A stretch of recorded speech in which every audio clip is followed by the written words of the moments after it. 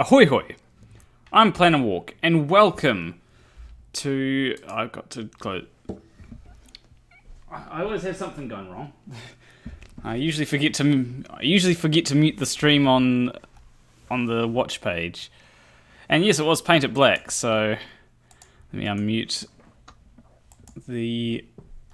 everyone else so that people can hear. So, welcome to the 5K special stream thing. So yes, I've reached 5K. It's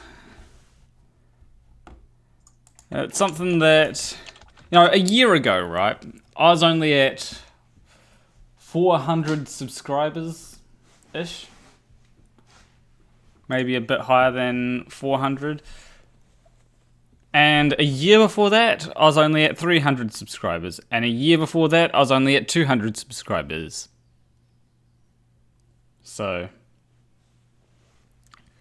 So you're right now in front of television screens. I don't know what... I'm not sure what you mean there, ugly German truths.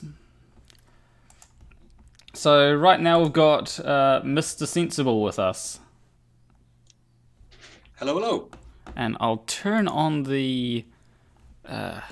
give me 1 second. I forgot to turn something on before I started. Because I've got this thing which shows people's Discord things, and oh shit, I just realized that I forgot to change it to the overlay that I usually do.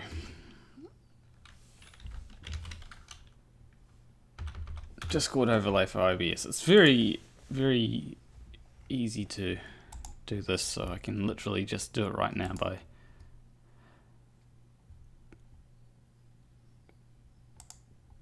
So, if you can just talk about something while I get this sorted out, then that'd be great.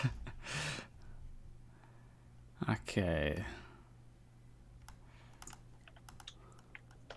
Do you have anything to talk about?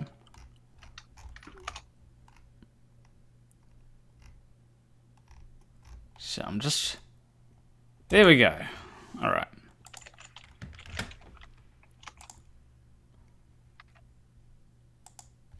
Not going too great right now.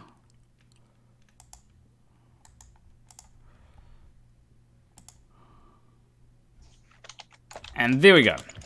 All right, that should appear in the next few seconds. There we go. All right. Let me pull up the live chat so I can see exactly what's going on. So we've got Paul Reap, Kiri Mac in the chat, and thanks for the congratulations, everyone. Yeah, it's actually... Sometimes it's really hard to get to a high amount of subscribers, because one of the things that when it comes to getting a lot of subscribers is you look at channels that have millions of subscribers, and there's quite a few channels that have millions of subscribers, but then there's also more channels that have 100,000, even more that have 10,000, even more that have 1,000, even more that have 100. And YouTube doesn't try to promote smaller channels. It promotes the bigger channels, which means that you've actually got to get a foothold before you can... You've generally got to try and get a foothold before you can get more views and subscribers. And when you go into... There's a whole lot of things that are oversaturated, like, for example, gaming. Gaming is really saturated. If I was still a gaming channel, I would not have reached 5K by now.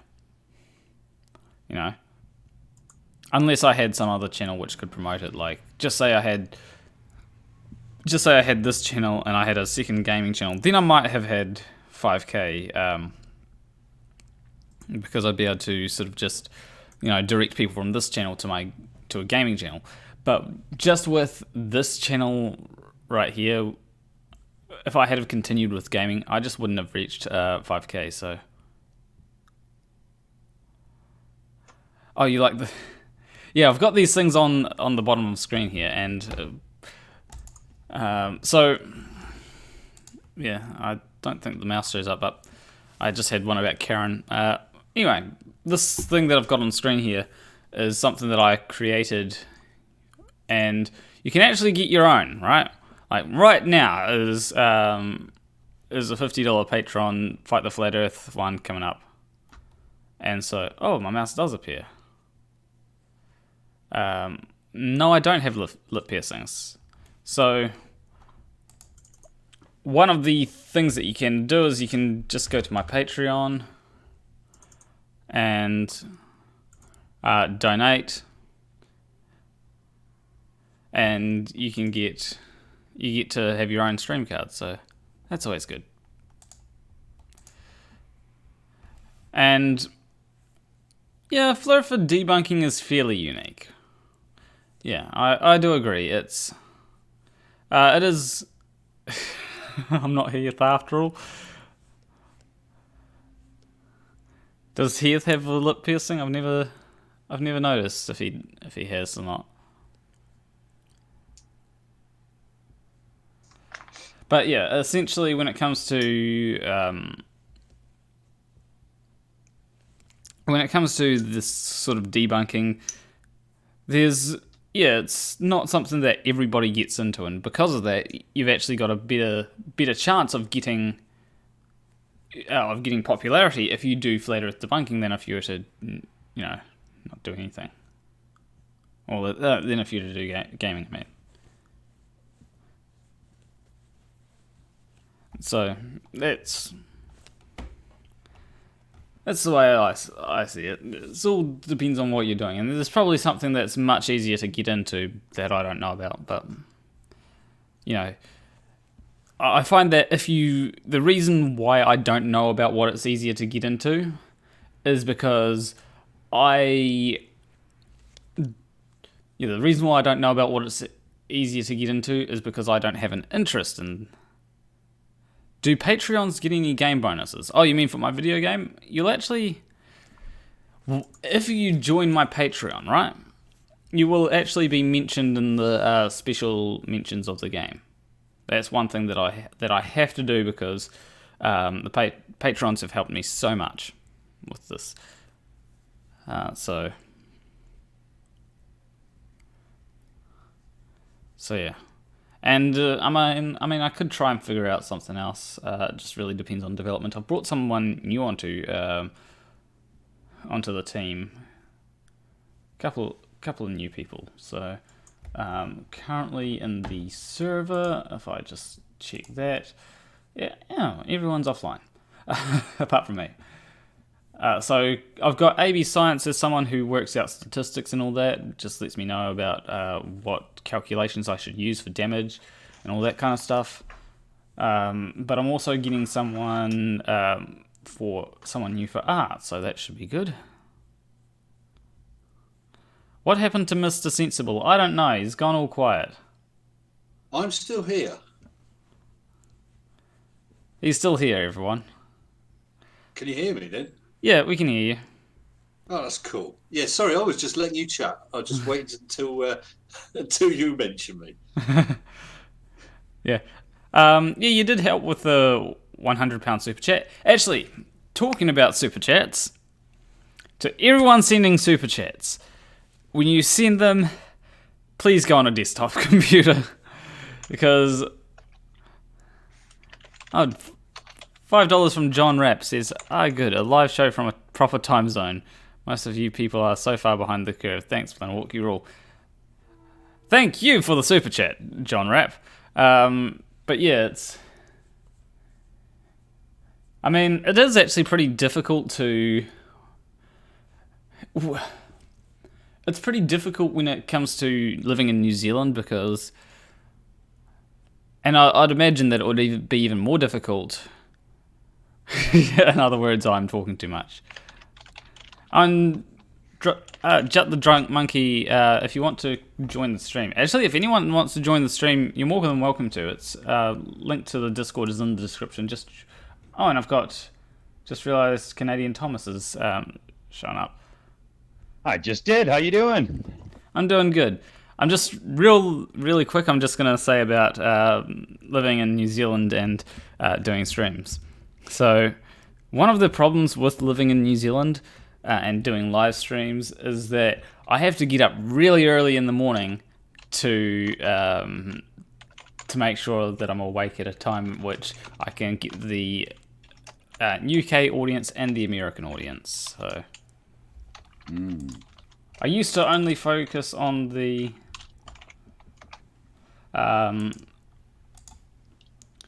I used to only focus on the American audience, but now I focus on the UK audience as well. Right, right. Yeah, good idea too as well, right? Yeah. And It's a bit of a pain. It's a bit of a pain with people all around the world, though. Oh, sorry, across the plane. I mean, someone was asking me to take part in. I've forgotten off the top of my head who it was now, but in a special, and he said, "Yeah, it'll be 4 a.m. your time." Oh, great. Yeah. We've learned this on the shills between getting us all to be on the show and then booking guests and stuff. It's just ridiculous. And then juggling time zones. Oh, is that your time or my time? Oh, what zone are you in again? I wish everybody would switch to UTC and be done with it. yeah,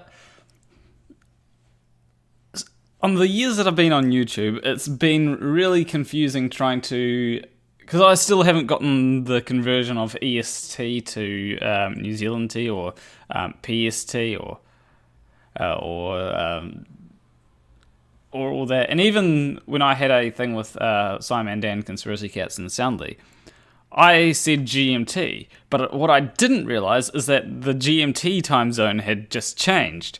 And so when I went to, and then I was getting messages an hour early, and I was like, I'm not even awake. Well, GMT doesn't change, but we moved to BST, British Summertime, but GMT stays the same. GMT is UTC. Oh, okay. So I think. But yeah, I'm just going, okay, it's UTC. Yeah. That's what we're doing, because it's easier if everybody does their own conversion and just talks UTC, because then all of us around the flat plane, then we can all make heads or tails of it, right? It's just easier. Definitely. One thing that I was just going to finish up about, because someone sent a super chat interrupting me. So yeah, when it comes to super chats, and this, I recommend this for any channel you donate super chats to. If you're donating super chats to a channel that you like, switch to desktop computer. Unless you're on an Android phone, do not use Apple Pay to pay for super chats, because Apple Pay, they take a cut of the money. At least I believe they. Oh yeah, Apple loves their cut, man. They're all about services and percentages now. Yeah, it's really annoying when you get like a really good super chat, and then you're like, oh sweet, this means that I'll have, because last month I thought that I was going to make more money than I had any other month, but it turned out that. I had miscalculated, because some people paid with Apple, and at least I think they paid with Apple, and then it was something like 270, which isn't bad, it's probably enough to survive a little bit, but when it comes to yeah, I'm just trying to think. Yes, enough to survive a little bit, but when it comes to the whole trying to live comfortably, it's like, I would have liked to know that I was getting $300 before I bought that really expensive item. Although I didn't actually buy a really expensive item, so. Well, at least that didn't happen. But I know what you mean there too, because last couple of months or even longer, I've had an issue with a certain extra government funding I get through with the autistic child and whatnot. And man, when you think you're getting something and you don't get it, it can really hit. Holy. Yeah. And yeah, Google still. Oh, thank you, Paul Reap. I should actually read out the super chat before responding to it. So, Paul Reap says, all Android here, doesn't Google still get a cut though? Yes, Google still gets a cut. It's just when. All right, so Google takes 30% of a super chat, right? So when I do my calculations, I check on the. I check the amount of super chat. I convert it to New Zealand dollars, and then I take off 30% to estimate the amount that I was getting. Mm-hmm. It's annoying when that 70% seems to be more around 60% because of Apple. Yes. Yeah. And, if this keeps going, how many percentage cuts can come out of it before you end up owing people? What do you mean before you end up owing people? Well, I mean, if 4 different companies all wanted 30% of your payment, you would have to cough up 20% just to balance the books. Yeah, it's really annoying because the problem that you've got is when you're giving a super chat, you're supporting the person who you're trying to support the person who you're giving the super chat to, right? If you give someone a $20 super chat, you'd expect that most of that would go to the person that you're giving the $20 to, but right. In reality, when it comes to YouTube at least, the most that you can get from that is, just trying to calculate it, $14. So wow, eh? $14 is $14. I do like $14. Sure, yeah. But when you add up all those little cuts, just for simply processing payments from point A to point B, they're sure raking it in. Yeah. And that's why I'm actually somewhat tempted to set up a Streamlabs, because Streamlabs is something that I'd get 100% from, rather than... Yeah. Yeah. Yeah, we're in the middle of considering all these options too for the near future as well, because it'll all come up soon, and you want to be ready. Might as well. Apparently, Gary Wybinga is in the chat. He seems to show up everywhere. I'm not against him coming on and turning this into a little bit of a shit show if he wants. It's always fun when there's more people in a live. Come on. Yeah. So, Gary, if you want to come on and turn this into a shit show, you're welcome. I've not come across Gary before. Someone tell me something about him. He comes on to... I'll leave our host. Yeah. Really quickly, Pete... so when it comes to the £100, Google didn't tell me how much of that I got. I know that it was at least, no, I don't know what it was at least. I know that at the most it was £70. And someone says I need a new wood 5K plaque, and I've told everyone, and I've said this time and time again, I should actually put it on the stream cards, so that everyone knows. So when it comes to this, right? Mm-hmm. This will only change at 10k. This changes to wood at 10k. At which point I get a nice 10k plaque. So if you want to change this if you want to help change this plaque, right? Help me get to 10k. But Well, I've done my bit. Nicholas. I just subscribed because I realised I had neglected. My apologies, but I am now. Okay. But there is something new that I did get, which is not really I suppose you could call it a plaque. It's more of a sign that I got from my late father. It's this here. And I should probably bring that up. Bring it up so that, there we go. So it's this here.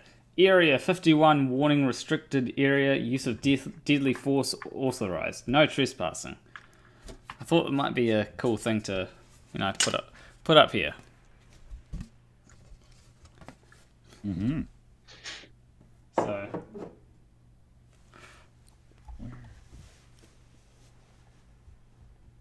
Yeah, and you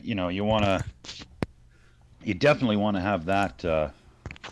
Am I audible right now? Can you hear me? Oh yeah, we can hear you.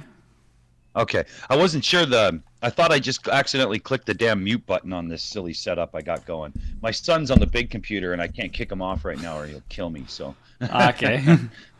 Yeah. And he's not somebody to argue with. He runs the show. I'm just the caregiver. So what do you do? So yeah, so that's what I got from the Area 51 raid. Did you get killed? No. Or did I?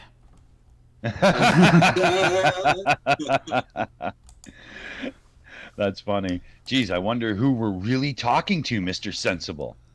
I don't know, mate. I just don't know. It could have been that that I've been replaced by an alien. It could have been that the Area 51 raid was something to kill a whole lot of people and replace them with aliens to integrate aliens into the society. You never know. Nope. That's just ridiculous, though. Let's go down and just completely rush the place. They can't stop us all. Well, if you think they're hiding alien technology in there and you really believe that, don't you think that, yes, they can stop you all, you idiots? What the hell is wrong with you? Yeah. And hey, even if they can't stop you all, they're going to kill quite a lot of you. Oh, 70%, I would say, at least, with some kind of cool ray weapon they've been developing, like, according to the believers, right? And that's ridiculous, Or maybe these are acceptable losses. Yeah,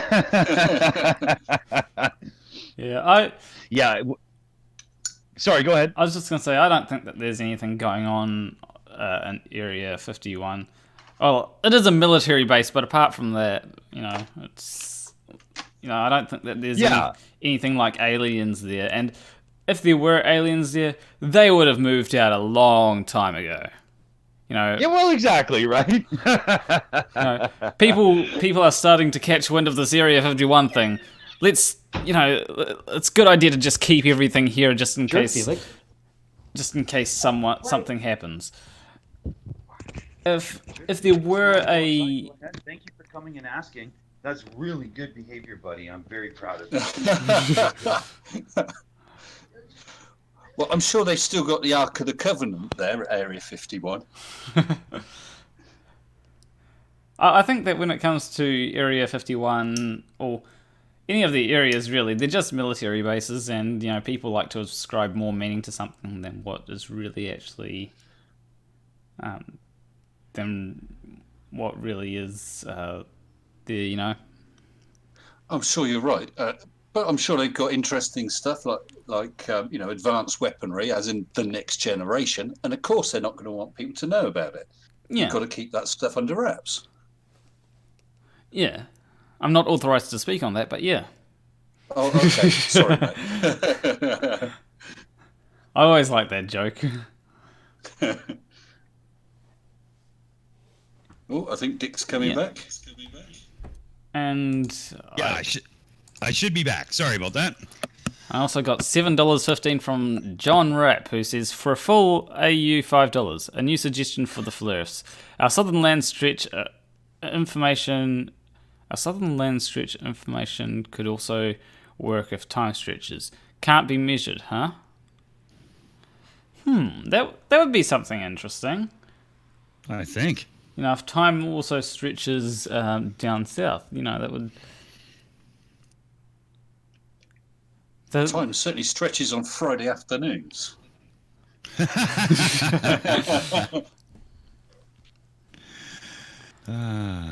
gonna tonight for me for sure, because my son's going for a visit, so I get to go to the Brown Pop shop and get myself a stack of cold ones. A Brown Pop shop? Yeah, the beer store.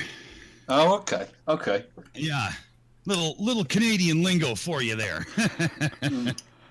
So you don't call it the bottle store? No, I've never actually even heard that one. Okay, that's what we call it in New Zealand. Over here we call it an offie, an off license. There you go. Yeah. We got the off sales and stuff here, and then one you'll hear in the Maritimes of Canada a lot is the vendors. Okay. When somebody's going to the vendor, they're coming back with alcohol, which is always a good thing. And Peter Brimble donated £30 and said some of the money you missed out on. Thank you, Peter. Or Pete. Wow. I know that Big it's... round of applause for that one. Wow. Yeah, I like the cut of your jib, bud. That was awesome. I always like that Peter Brimble. Yeah, he's a good dude. Yep. Oh. So, what has anybody seen or heard in the last few days in the community of pseudoscience that just completely made you go, oh my God, can it get any worse? So, I'll actually just quickly go to Mr. Sensible's enemy intel thing and bring it up on screen so that everyone can take a look at this crap. Awesome.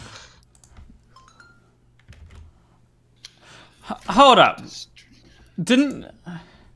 Before the stream started, didn't you say that Daniel Pratt had trouble monetizing his stuff? Yeah. Bullshit. Oh, he was nearly in tears. Well, I don't think the problem is that he can't monetize because he's got the subs and the watch hours. The problem is his 2,000 some odd subs give him all of about 300 views per video, which is going to amount to about maybe a piece of bubble gum. Well, he was saying on one of these little videos he's just been churning out the past couple of days that his videos keep getting demonetized. Well, this video that I clicked on was monetized. It's I clicked on it and I opened things up in Google Chrome first, and when I opened it up in Google Chrome, right, it said it had an ad for Monday.com. So I don't know what he's going on about. He's getting monetized. Well, I'm just looking at his list of videos, and it looks like some of them have been taken back down again. Okay. But, yeah, what he does in this video, the interesting part is right near the end, right over here. When he says about this, what is it? Where did he go?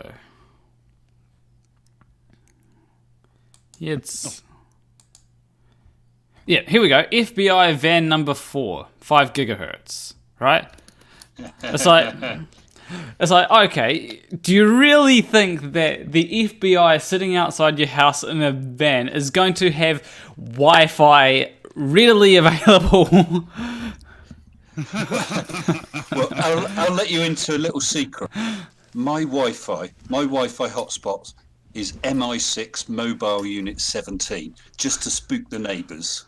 Yeah, it's really easy to change your Wi-Fi name, and I'm actually considering changing it here. It's just 2 degrees 2-degree stuff. And even though I haven't gone ahead and changed that, there is one Wi-Fi thing that I can just set the name of really easily, and that's on my phone. Phone Wi-Fi, I can just go.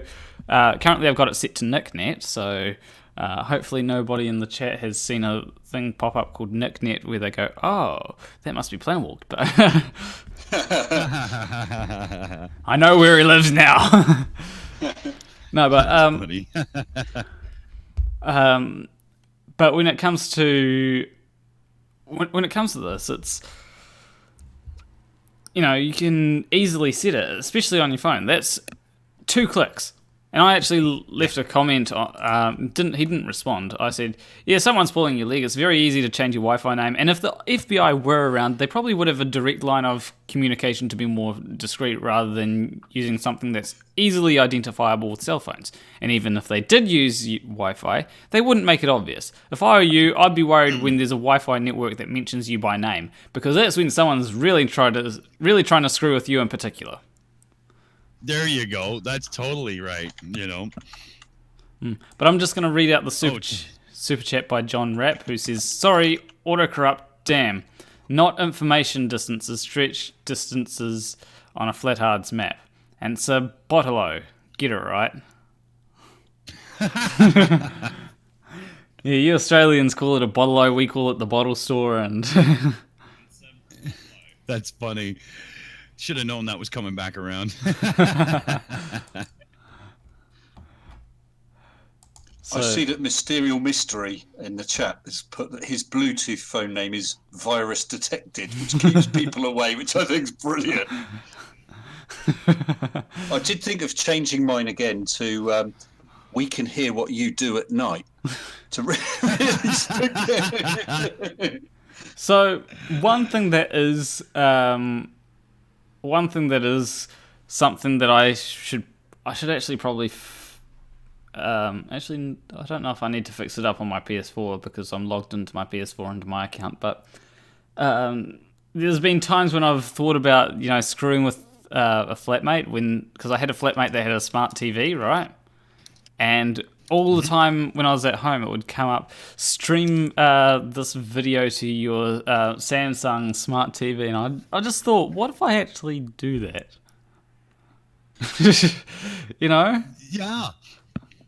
Yeah. Just click on it, and it comes up on his YouTube. It's like, what the fuck is what? Why is it playing this? Zikun, what Dokun, Zikun.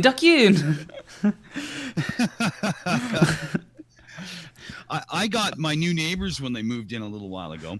They had their Wi-Fi printer turned on but not connected to anything, and I connected to it and sent them a little message on their printer, like printed it out. "Hey, knock next door if you need tech support help." fantastic.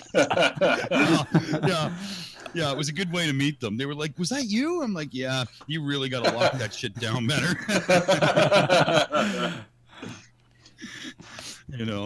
But back in the day, my buddies and I, we used to go war driving and stuff, cracking into routers and doing crap we weren't supposed to. Like, I'm kind of good at that stuff, right? So, Well, if you're doing it just for a laugh, it's not so bad. It's when people just go and screw stuff up. yeah, exactly. If you're being malicious about it, then you're a jerk. But if you're just playing around and there's no harm done, it's fine. Still illegal, but fine. Yeah. And you said you used to, what do you call it? War gaming or war driving. War driving, yeah. Because there was a thing here in the UK called war chalking. And so you chalk marks outside properties to say that there were, unsecured routers or whatever. Oh, okay. Yeah, we used to, like, way back in the day, we would have ourselves a little spot where we could chat here or there or whatever, and we would map them out in town so everybody had access wherever they needed to. It was really good. Yeah, GPS just said that I should turn the CGI off so that they can see me upside down. Yeah. I'll do that. Like that. I'll do that right now. Wasn't allowing me to. Okay, that's really weird. Properties. Oh wait, no, wrong thing. That's funny. Okay, here we go. And there we go. That's how I actually look.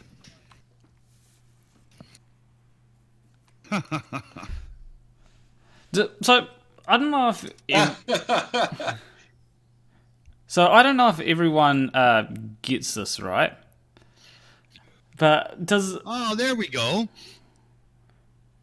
But I've noticed recently that I'd often hear like a really high pitch in one ear all of a sudden. And Maybe that's from hanging upside down so much in life. maybe It's not good for you. like it'll just be in one ear, and it might be because I've had a few plane rides. Yeah, I know that it's a form of tinnitus, but it's just really weird how all of a sudden I'll get like a loud ringing sound in an ear. Yeah, I have that myself, so I know what you're saying. Yeah, it's usually when it comes to tinnitus, I don't notice it until. Hey, logical troglodyte. As I said, anyone can come on. The link to the Discord is in the description. You can come on, join the stream. If we get the whole lot of the shills here, that would be fun. It'd be like this becomes the shills 2.0. Speaking of the shills, you might have a private message there, Planarwalk, on Discord already, seeing if you're free tomorrow. Yes, I did respond to Robert there, and I said that I'd be able to join. Kick ass, right on. Right on. Well, there's a cool announcement. We got another great stream coming for tomorrow. Yeah, awesome. Definitely fun. It was definitely fun last time. I had a good time. It's amazing how between Jimbo and with a little help from myself, how we can actually get it so everybody can be heard. It still blows me away. Okay. Because wrangling the cats, as we say Jimbo Joe does, man, that's not a job everybody can do. And I would have to say, Thomas, I would have to say that although there was a couple of glitches last night, it was, seeing behind the scenes, that was amazingly professional. Well, thanks. Yeah.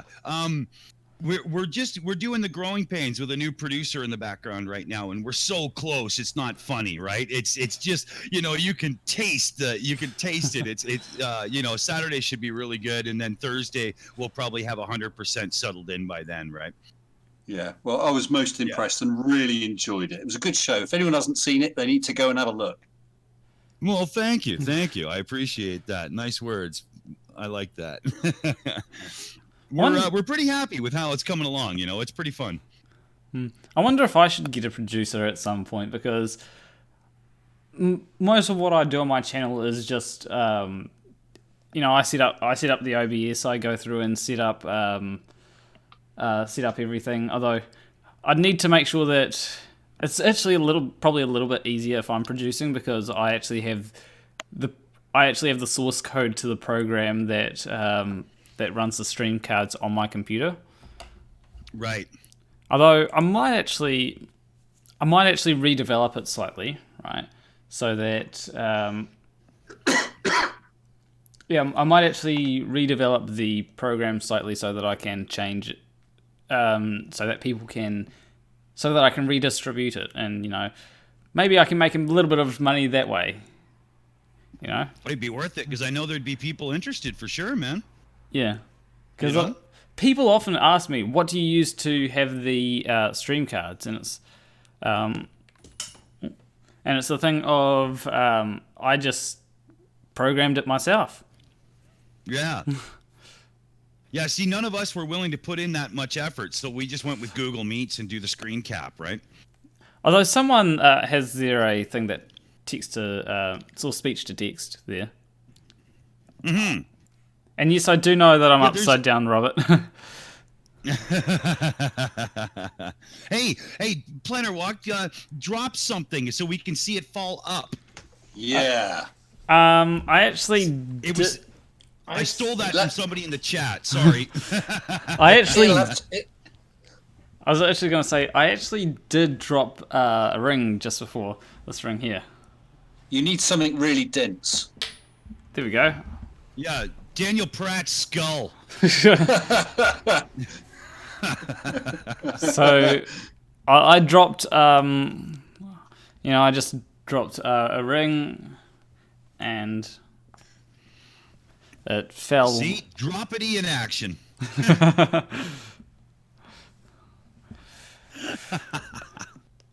So Wow.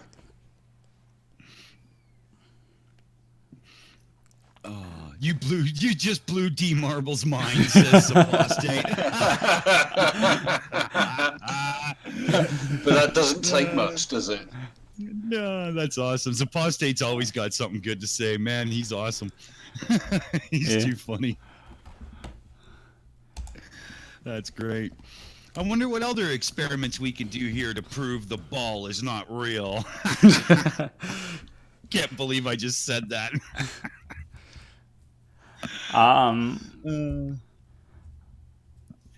Here's one thing: you could stick your own head up your ass. That would probably prove that the the Earth is flat, right? Well, I know if Daniel Pratt was double jointed, he'd do it daily. That's a different story altogether. Can you pour water on a spoon? Does anybody in the chat use Google Hangouts, and what are you going to do now? Like, people that rely on Hangouts, what are they about to do? I don't know. Like meets, maybe?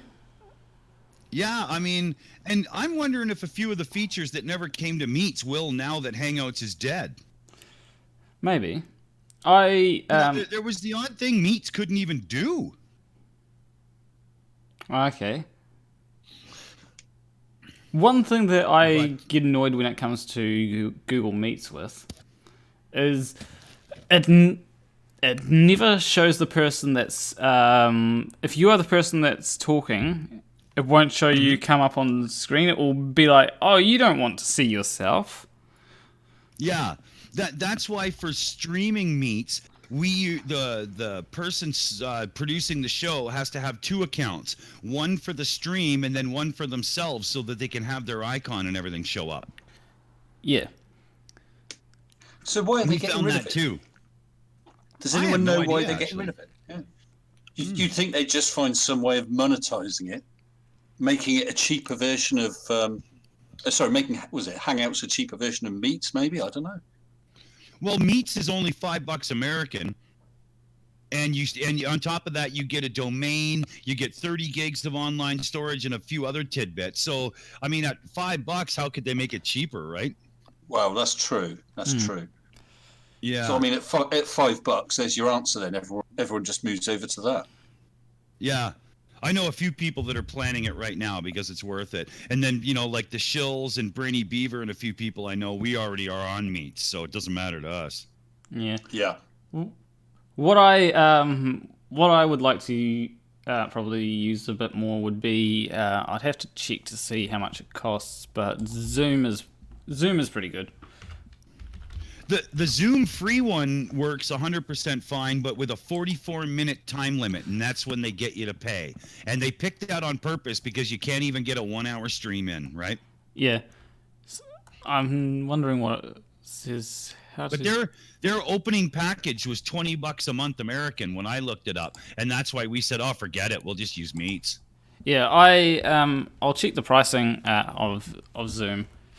It's so to get the Pro version, it's $14.99, and you can include 100 participants. And the only time you're going to have a problem is if you decide to go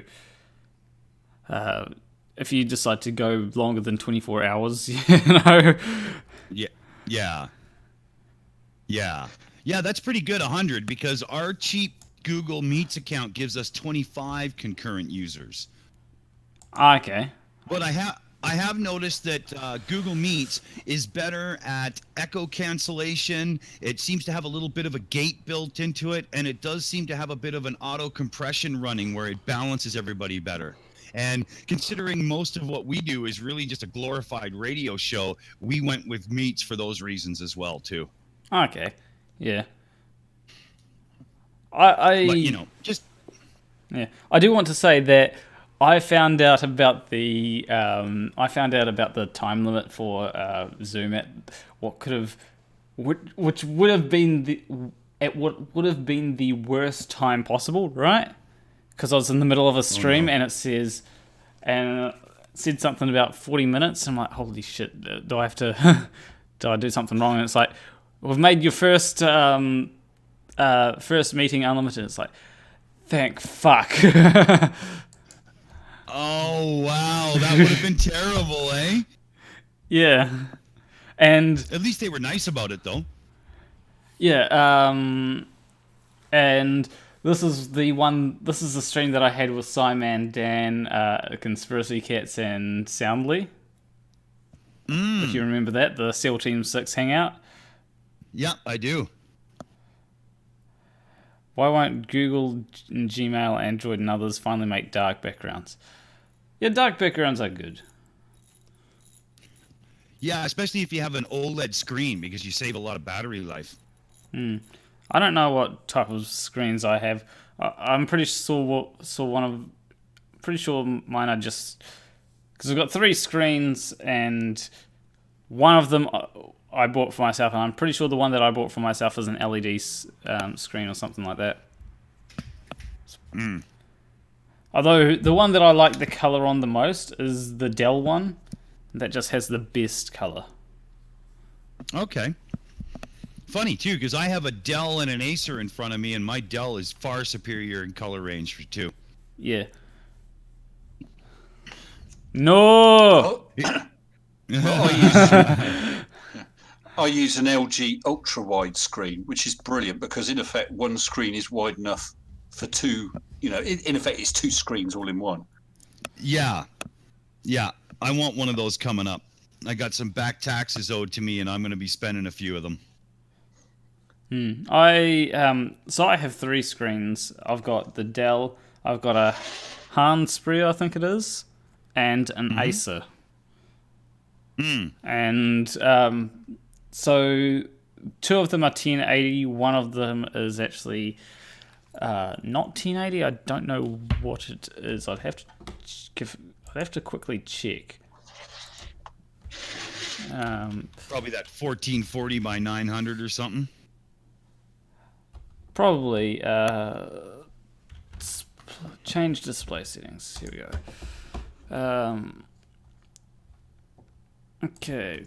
What's monitor number 3? It's 1440 by 900 recommended resolution. Yeah. That's what I was thinking, because that was really common just a few years back, right? Yeah. I got one of those as well. I was considering getting a 4K monitor, but they were too expensive, and I hadn't had paycheck come in at the time. So I don't think they're worth it. What are you really gaining from that? Yeah. You've got to be producing some stuff that's making you money and good money to even bother, man. You know what I mean? Like, seriously, you've got to be sitting there nitpicking pixels to see that, you know? Well, if you're I just don't get it. If you're nitpicking pixels, I wouldn't even go with a 4K monitor. I'd actually go with a lower res. Yeah. You know? You're probably right there when you really think about it, aren't you? You know? Yeah, because I've got a Surface Pro, and that's probably 2K or something. It's better than 1080 anyway. Yeah. And I'll look at it and like if I'm trying to check if something is pixel, I need to enlarge that shit, and that's really problematic for when I'm developing my game, because for some reason it puts the actual resolution instead of a higher DPI version of the game on screen. Yeah. So yeah, it puts it actually goes with the 720 resolution rather than making it slightly bigger. Yeah. Upscaling is not always the answer. That's for damn sure. You know. Although especially I've got. Go ahead.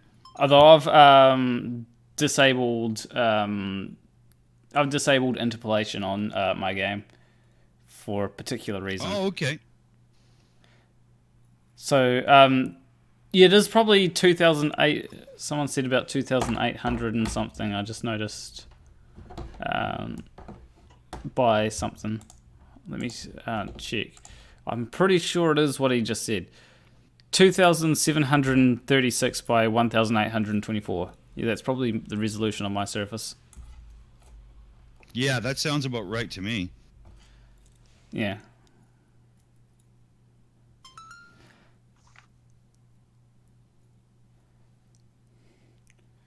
Someone said do your own research. I have done my own research. So I've actually got there's a video that I'm going to have to create soon, which is debunking someone who I don't think has actually had a debunking video made on him. And I actually like the guy that I'm going to be debunking as well. It's an Australian by the name of Friendly Geordies, and he's a good bloke, right? It's just I disagree with him when it comes to his last video. Be honest, it's just because he's Australian, isn't it? Yeah. But essentially, I'm going to make sure that I do my own research, have a look into the claims that he makes, because, I mean, I've done my own research on this, right? And it seems that when it comes to my research says that he's wrong, although his research probably says that I'm wrong. So someone's research is bad there, and I'm going to have to decide whether it's mine or his. I'd like to think that his research is bad. Yeah, I'm gonna put my vote on the table right now and say yours is good, because what I know of your content, and I know it quite well, I'm gonna be pretty shocked if you're wrong. Yeah. So essentially, what it is it's on nuclear power. Okay. Yeah, and he says that nuclear energy is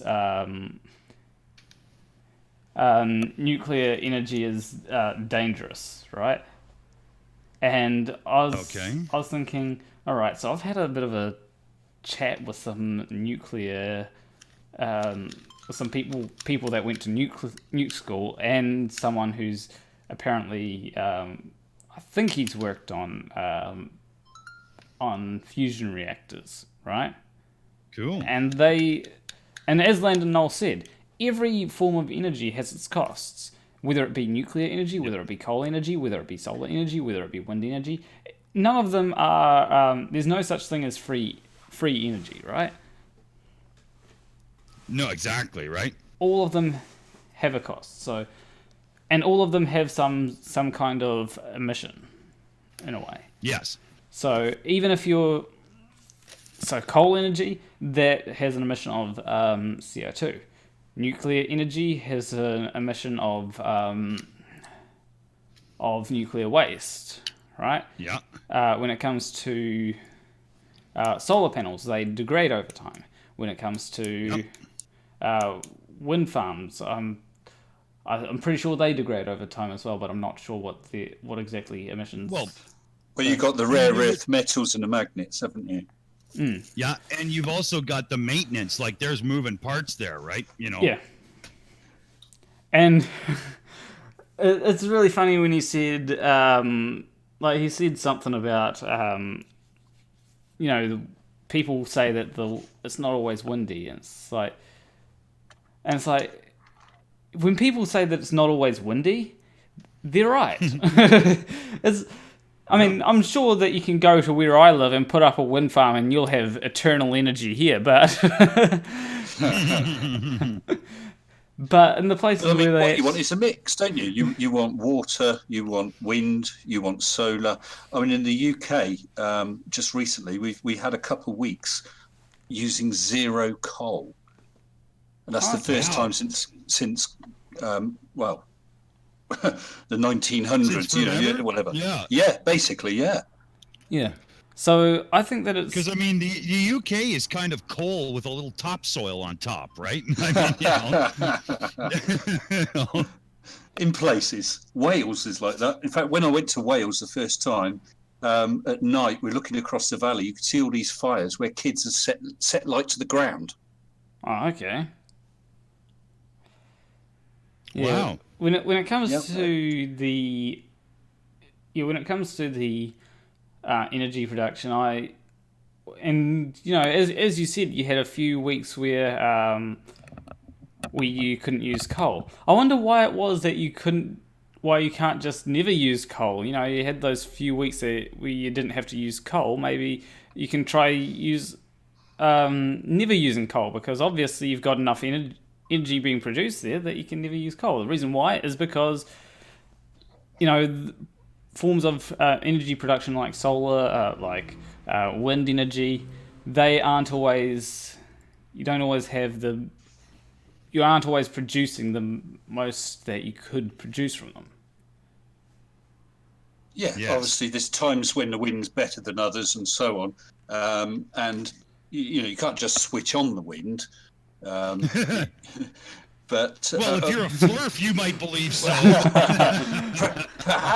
Perhaps we should power the country by flurf bullshit. Oh man! And speaking we could drop all petroleum products from the world if we could use flurf bullshit to power things, man. And speaking of flurf bullshit, we've got someone in the chat, Flat Earth Aussie Jesus. Yes. Oh, yay! I think he might have actually left my Discord server, but.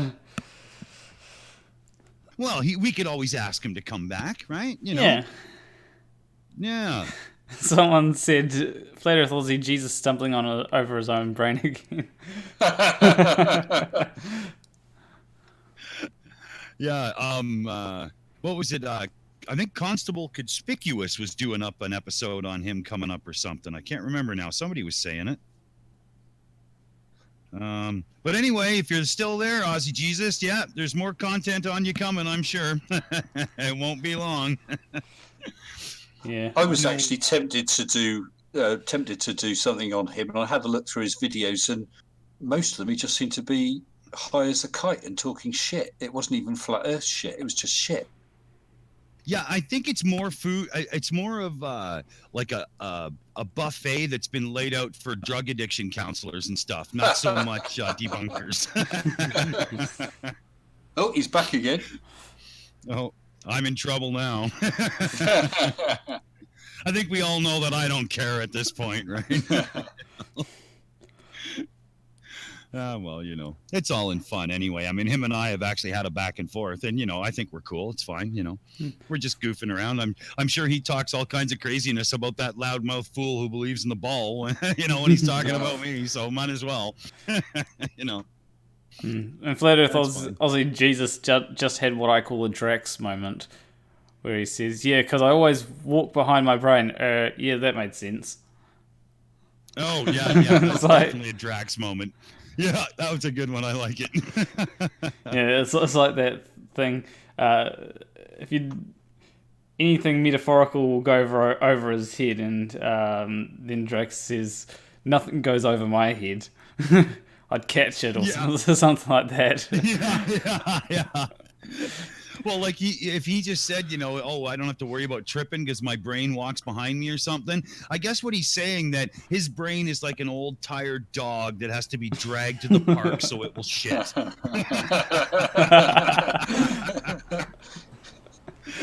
Just to have an opinion, right? I mean, Yeah.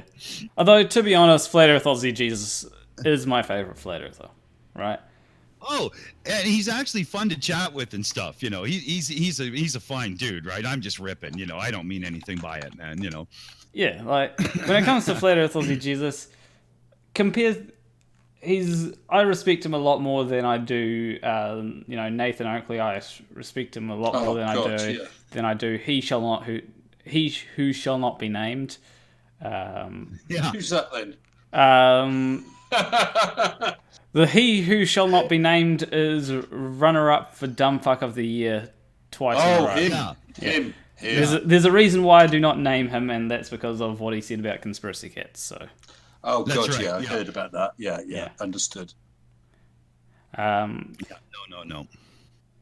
And he definitely has better personality than people like Daniel Pratt. Than, you know. Yeah, Pratt's just obnoxious. Yeah. And, you know, I don't have anything against Phuket Word. Or Phuket Word, or however you pronounce his name. Yeah. But I suppose I've interacted with Flat Earth Aussie Jesus a bit more than Phuket Word, so, you know, I've got a bit better opinion of him than, you know. Yeah. Yeah. I can't read the name of who's talking here. Who is it apart from... Oh, yeah, I should probably actually... Flat Earth Aussie Jesus and I had a back and forth on one of his videos that he put out, and at this point, he just can't remember. So, you know, sorry, dude, I tried. Well, what can you do, you know? I had a few beers that night, too, so he just had a few more. It's no big deal. Yeah. And Flat Earth Aussie Jesus did make a good point just now, so I'm going to...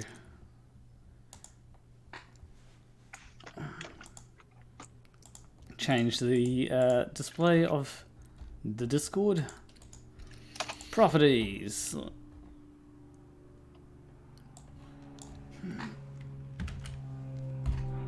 Okay, now we should be able to read it a lot better when it comes back up.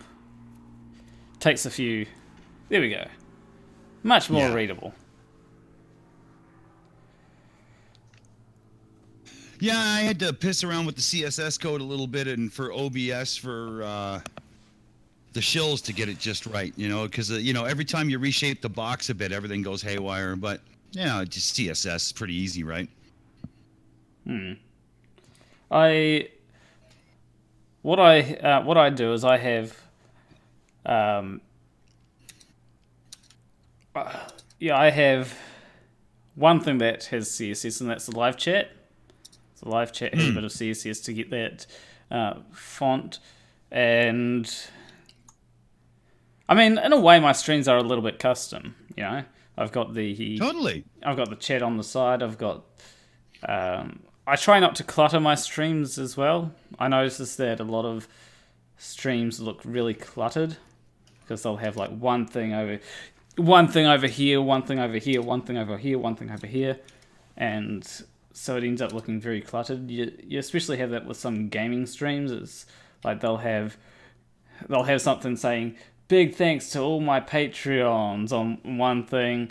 They'll have the live chat over somewhere else. They'll have like a message saying remember to like and subscribe somewhere else. They'll have the amount of viewers watching somewhere else, and there's a point where it gets far too cluttered. Nice. So I think for me, having webcam, the Discord thing coming up, and the chat and something random, I think that's enough. I don't need people to know how many people are watching. If they want to know how many people are watching, just look at the thing that says how many people are watching, you know? Yeah. Yeah, and you know, if you overclutter it, it's just going to look like a MySpace page from 2003. It's just going to be ugly. God, anyway. no. You don't want that. You know, nobody wants that. There's a reason it died. You know, money. Yeah, but Dick. No, I like a cleaner look. You know. Sorry. I was just going to say, would Planarwalk actually remember that though, age-wise? What? MySpace. I'm not sure. I do remember it. Okay. There's something else that there's something else that I remember, but I can't. Everyone used to use it. I think it started with B or something. It's not Bing. No one ever used Bing, but it was a social media platform from way back. And I believe that it's no longer, or it might have been rebooted or something. But it used. I think it was like in the early days of YouTube when they had the Potter Puppet Pals were were a thing. You remember them? Mm-hmm. Oh, Were you talking about what would have also been called a Tamagotchi? oh, Oh God. yeah, I used to have one of them. Tamagotchi. Yeah. Yeah. Okay. Yeah, I just wasn't sure there. I'm, I missed some of this stuff being my age, right? The old is strong with this one, but that's fine. I also used to have. Do you remember UB Funkies? Nope. What's one of them? So it's essentially this thing that you plug into your computer, right? It's a and then you have these little things that you put on top of it. It's kind of like them Disney Infinity things, I think, or the other ones. I can't remember what their name is, but it's kind of like that, and you install it on your computer, and there's like a whole lot of mini games inside it, and you use mini games to get items and all that kind of stuff. Or you use mini games to get coins. I was going to say, it does not ring a bell with me at all, I'm afraid. And it used to have some online servers, but I think they got shut down. I'll see if I can actually search it up here. UB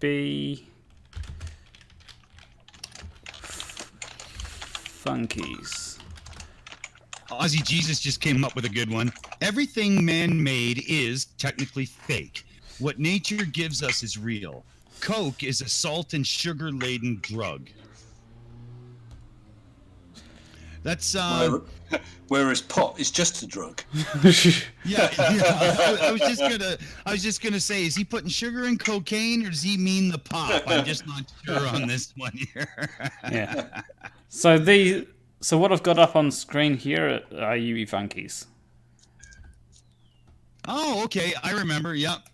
Yeah. I used to enjoy. I do remember. I used to enjoy them. I had quite a few as well, but I never had enough to complete one of the crystals, unfortunately. Which one? Oh, so there were little crystals that you could get, and I never had enough to complete one of the crystals. If you haven't played the game, you probably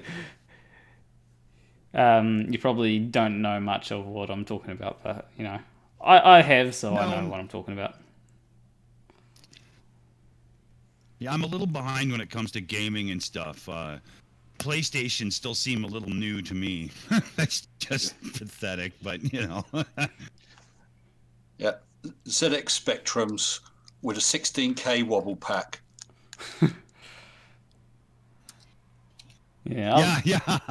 There you go. For me, it was Commodores and TRS-80s. We didn't really get the Spectrum thing over here, but I actually do have a Specky here now in my collection. With the wobble pack? Or was that the ZX81 with a wobble pack? No, the 81 was the really wobbly one where everybody used blue tack to try to hold it in and shit. That was bad. Yeah. At least on the Acorn. Well, at least on the Acorn, the expansion one screwed into the body and stayed there, right? Yeah. Well, I mean, I used to have a VIC-20, which had 5K memory, 3.5K usable. Yeah, I had the same machine. That was our first proper home computer. We had a TRS-80 Model 1, and we had a Commodore PET, but they were for my dad for work and stuff. And then he got me a VIC-20, and then I got to go full bore. Yeah, VIC-20s were great. I'm just gonna. Yeah. It's amazing what you could do with 3.5K. I know. And then eventually I moved on to an Amiga 500, which just seemed out of this world. I just want to. We missed the Amiga thing entirely here. Planner, what was that? I just want to say real quick that I like Charisma's comment. He says, "I love eating meat. I also love sucking on meat. Both taste great. Only one comes with a creamy filling, though." Oh, God.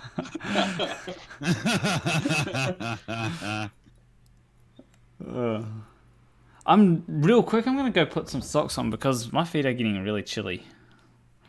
That's because they're above your head. Yeah. I'm actually gonna. It's the altitude. It's the altitude, isn't it? Yeah. Although Lower air pressure. although Yeah. also really quick, Gary Wabinga said doing great to Flat Earth Aussie Jesus, kicking their asses. Well, I disagree because I mean you haven't come on. You know, you could always come on and chat. I'm always up for a chat, even if it is a bit dumpster fiery. You know, it's always fun to have dumpster fires. Oh yeah, here, let me help in that regard. So Flat Earth Aussie Jesus says, that's why I don't eat meat. And there's an old song that's perfect for this. He don't eat meat, but he sure likes the bone. I just had to throw that in. You know, but yeah, I don't see anybody's asses getting kicked here. That's kind of silly. I hadn't even noticed my ass getting kicked. No, I've been reading the chat and it's just all been fluff. So, Ozzy, if you want to do some ass kicking, why don't you join the panel, man?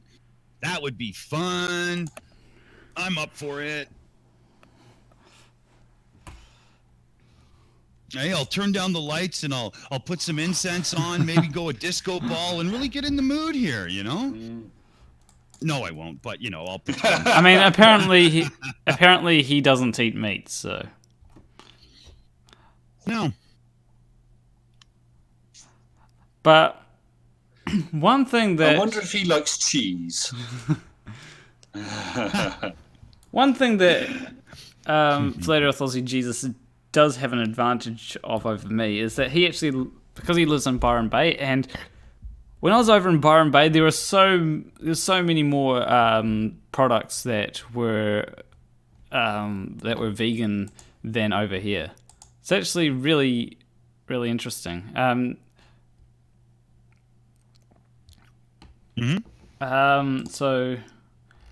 I'm just going to say, just going to link the Discord. But yeah, it's just really interesting how different places have different products. You know, you can get in Byron there's a whole lot of meatless products, but Well, if I would like somebody who doesn't eat meat to explain to me, why do vegetarians like meat-shaped food? Like, if you don't eat meat, why do you want a burger? Why do you want a veggie hot dog? I don't get it. It's weird, isn't it? I don't like carrots, and I don't shape my hamburgers to look like carrots. Right? I mean, what the hell? I think it might just be so when it comes to something like mince, for example, like I've got this mince substitute that I eat, and it's actually pretty cheap. But it's like I suppose it's just being able to make the kind of things that you'd be able to make if you did eat meat. Mm-hmm. The only reason I could really come up with in the end was convenience. You already have the buns and all the toppings and stuff, so you just throw in a different patty and away you go, right? But if I was a vegetarian, I wouldn't want something that looked like a hamburger because I would just be thinking all the time, everybody else that does this is eating bloody animal, and Yeah, but I mean, yeah, it is somewhat convenient. Like if you've got something like falafel, right, and you've got a few buns, making the falafel into a meat patty kind of works well, or making it into something that looks like a meat patty, right, kind of works well because you can just, you just fry it up or whatever, put it into your bun, put some lettuce on top, put some barbecue sauce or whatever sauce you have, or mayonnaise or whatever onto it, and eat it like that. Yeah. So it really has to just come down to fitting in with the pattern and facility society already has for us, right? A little bit. It's also, I think there's also other ways to, there's some conveniences when it comes to a burger compared to, because you could make a falafel sandwich, right? But sandwiches aren't quite as convenient as a burger, right? Right. Especially when they've got a lot of fillings. Like burgers are essentially made to have a lot of fillings. Sandwiches, not so much. Yeah, exactly, right? I've got a cunning business plan that I've been thinking about for some time. All these artificial meats seem to be more expensive than meat. So I'm going to launch an artificial meat product that's made from meat. So it actually undercuts Well, are you sick of your artificial meat tasting like crap? Would you like artificial meat made with 100% sirloin steak? Well, we absolutely for you. Hey, Dick, do you want a job as my promotions expert? Got it. Done. Let's do this. Sorted. There's always a good moment for a radio voice moment, right? You know. But you can. Yeah, I actually. Sorry. Oh, you have to give me a small cut because you mentioned it on my stream. Well, this is true. This is true. You've facilitated here. Yeah, definitely. And of course we'll need a New Zealand outlet. Oh yeah, true. But the thing is, actually, some people don't realize this, but some non-meat products are actually a little bit cheaper than meat products. For example, the mince that I get, it's not real mince, but it's far cheaper than mince, right? Well, maybe that's a New Zealand thing, because over here, all the sort of this corn, is that the same product, corn? But over here, that's really expensive. Some of it's quite good, and it's hard to tell the difference. Some of the others not so much, but yeah, I think that when it comes to the different products, you've got things like TVP, which I use, right? Yeah. So TVP is so I use textured soy protein, and that you just add water and you've got yourself some mince, and it doesn't quite taste the same as mince, but it's very similar to. You can basically use it in place of mince, right? If you want to have nachos, for example, you can. For me, I'm glad it came up in the chat, because I was still sitting here going, how can somebody confuse corn in this situation? Because to me, I was hearing C-O-R-N, corn. And I'm just sitting here thinking, what are you talking about? But then the word came up in the chat, and I was like, oh, okay, God, at least I didn't say anything. I just seen a great message from Stringer News 1. We should kill animals just for sport, as God intended. I saw that one too. That was good. I mean, I do have to disagree with Flat Earth Aussie Jesus there and the flavors that you add. So I'd agree when it comes to things like steak. Like I still love me some teriyaki steak, right? Done medium rare. It's really nice. But when it comes to something like pork, that has its own taste. In fact, a while back I had some there's some leftover pork which my flatmates had, and I had some noodles and some veggies, and I threw in some pork with my noodles and veggies, and had a really nice stir fry, and it was actually, I think that the pork really added to the flavor, actually. But when it comes, sounds really good. When it comes to steak, yeah, it's about the flavoring, but and even chicken has a good flavoring, I think. If you get some chicken breast or something, cut that up and fry that, I think that it's got a good flavor. Yeah. String of news is on one now. All meat tastes like chicken, except chicken which tastes like turkey. And And what does turkey taste like? Well, it tastes like chicken, of course. Well, most do, yeah. Or Sean Hawkins, all the pigs and cows that I eat are all vegetable-based protein. Yeah, I'm a vegetarian. I'm a vegetarian once removed. I only eat animals that only eat vegetables. Yeah, there you go. That's a good one. I like that. Yeah. That's what I'm going to say from now on. I personally have nothing against vegans, and I'm not a vegan myself. I don't even think I'd count as a vegetarian with the amount of meat I eat. But I have cut down on meat in my diet.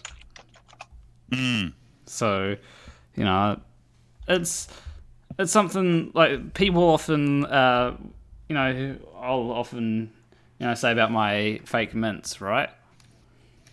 And Yeah. and people will say, "Oh, are you a vegetarian?" And it's like, well, kind of, but not really. Yeah. Okay. Right. Yeah. So cutting. You're a bit pick and mix, are you? Yeah, like I'll eat chicken, yeah. But I hate cooking chicken. And if someone, I'm not going to turn my nose up at meat if someone puts it on my plate. And I do like getting pizza with meat on it. I don't really like vegetarian pizza, to be honest. And I will also, and this is more on the vegan side, I'll still have cheese because cheese really helps me. And I've tried the vegan cheese; it just doesn't taste the same. Really doesn't. Roland has it. Vegetarian is an Indian word for bad hunter. Yeah, I've seen that as a T-shirt in Canada a bunch of times because we just have too many wide open spaces for vegetarianism to really take hold. Around here you got a lot of hunting style dudes. So yeah, or Kreismer says, yeah, the vegetable song by Real Big Fish. I was just putting in the chat. There's a song. It's called Carrot Juice is Murder. Look it up, and you will rethink your vegetarian ways. It's funny. It's a good tune. But I'm only kidding. I don't care whatever a person eats as long as you're healthy and you got something to say when you come to the table. Yeah. I think that it's a good idea to eat vegetables. And you got to eat them before they eat you. That's the whole thing. Yeah. It's like I do think that more research should be done into meat substitutes, and if you do have the option of going with a meat substitute if you have the option of going over with a meat substitute over a actual meat thing, I think that how they're working on the lab meat? I think that it would be better to eat lab meat than it would be to eat actual meat that was grown on a farm. Even though you're talking about real but artificial meat rather than these sort of impossible burgers. Yeah, real but artificial. Yeah. Yeah. Petri dish meat. Yeah. I mean, I know it isn't, but you know what I mean. It gets the idea across, right? Yeah. Definite. Sean Hawkins has the right idea. Give me a big slab of lab. And that's good. I don't get why people are saying lab meat. Ooh, like, what's wrong with lab meat? Well, what's wrong with it is somebody that doesn't understand how it comes to be gets all kinds of visions of weird scientific dudes with freaky white hair sticking up everywhere going, whoa, ha, ha, ha, ha. That's what's weird, right? Otherwise, it's fine. Yeah, it's... Farmers will suffer. I mean, we're automating a lot of our... to be subsidized right now just to even keep them afloat. I mean... We're already automating a lot of jobs. You don't think that other people aren't going to suffer when we automate most of the jobs? Mm-hmm. Well, when we automated auto manufacturing, lots of people had to switch to different sectors, but they did. Yeah. and I think that farming would could do from automation of the jobs. Yeah. I mean, I that would think be able to have one more problem- food to feed. If we automate the jobs, we'd be able to have more effective means of producing food to feed starving children. Definitely. And, if you think about it, farms are so close to automation with the trucks following GPS patterns to plow fields and whatnot these days, trucks, tractors, whatever. And as so on, I mean, it's not much further to just take the person out of the equation. And then I saw another thing really interesting recently. I can't remember where I saw it, but there's a group, I think they were in Asia somewhere, and they're experimenting with multi-level farms, like indoor multi-level buildings growing and taking care of things and stuff, because, you can get more out of the same land, right? Yeah.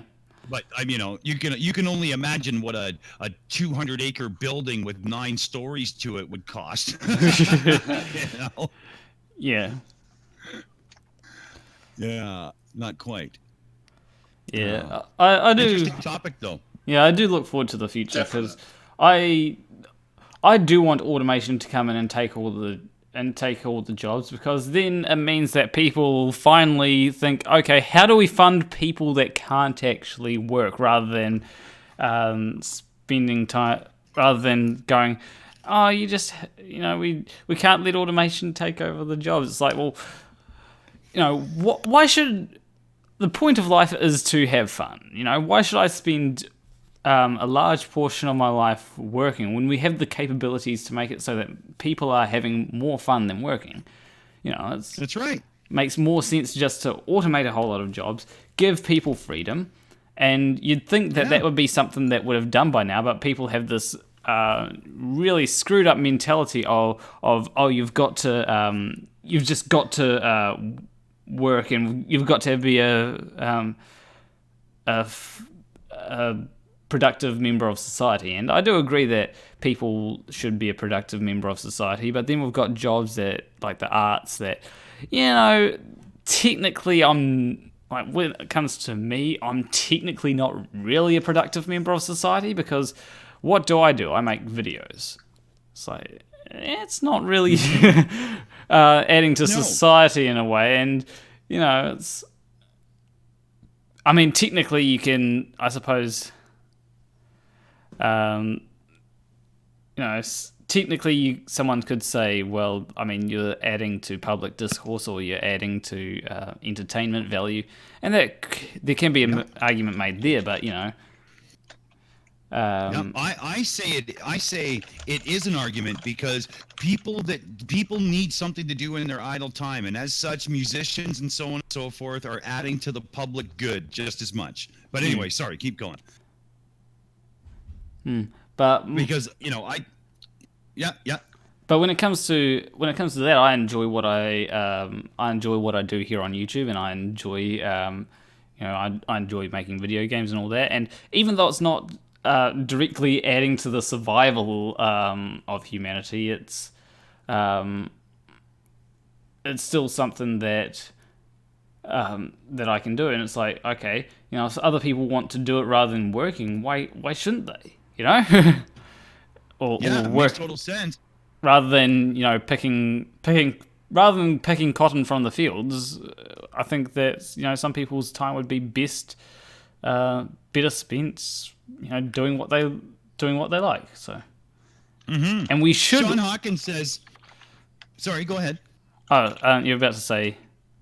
Well, Sean Hawkins says if he had $10,000 right now, he would make custom tailor-fitted blue jeans and T-shirts. And I'm thinking to myself, are you actually Jay Leno's wardrobe guy? Like, are you his tailor? It's just, I'm a real car guy, so. Yeah. Yeah, I bet you would get the 250, Sean, too. Totally, man. Oh, 1 sec. I hear a kid. I'll be right back. 1 sec. Yeah, and if I had the money, I'd be able to develop video games. And if I had the money, I'd if I really had, like, just say I had a few $1 million, I'd start employing people just to work on the betterment of humanity as a whole. People that have rare genetic disorders, I'd want to help, work out a way to help people that have rare genetic disorders. If someone has something like Duchenne muscular dystrophy, I want to be able to help them, Very, very laudable. It's and I do get that there are already organisations out there. It's just that I would like an approach that looks at what genes are different, which genes, maybe there's a certain enzyme that's missing, maybe there's a certain protein that could be that we could tell the cell to produce that would fix the problem. And so, if you have a way of making that happen, of making it so that cells can now produce the just say for Duchenne muscular dystrophy, there's an easy way to. And I understand that it's not quite as easy as search for Planarwalk on. Oh, I think Flat Earth Aussie Jesus. Join this Discord server here that I'm just putting in the chat. And I'm not sure if we got AB Science and Logical Troglodyte and 1 Minute Debunk sat on Discord as well there. Yes, you do. Actually, Hey, AB. And I want to I'm say here. congratulations on your 5K subs. I was just being polite and waiting for a lull in the conversation. Thank You you. need to turn up your volume a bit, troglodyte. But yes, indeed, congratulations on the 5K subs. Yeah, I'm gonna have an actual proper video for it, right? But I am aware.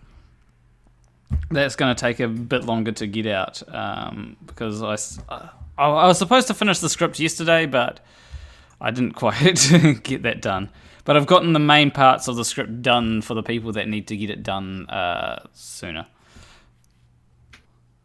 So, or the people that need a copy of the script sooner, I've gotten the script done. So for them, Awesome. Actually, sorry, go on. Oh no, you can finish.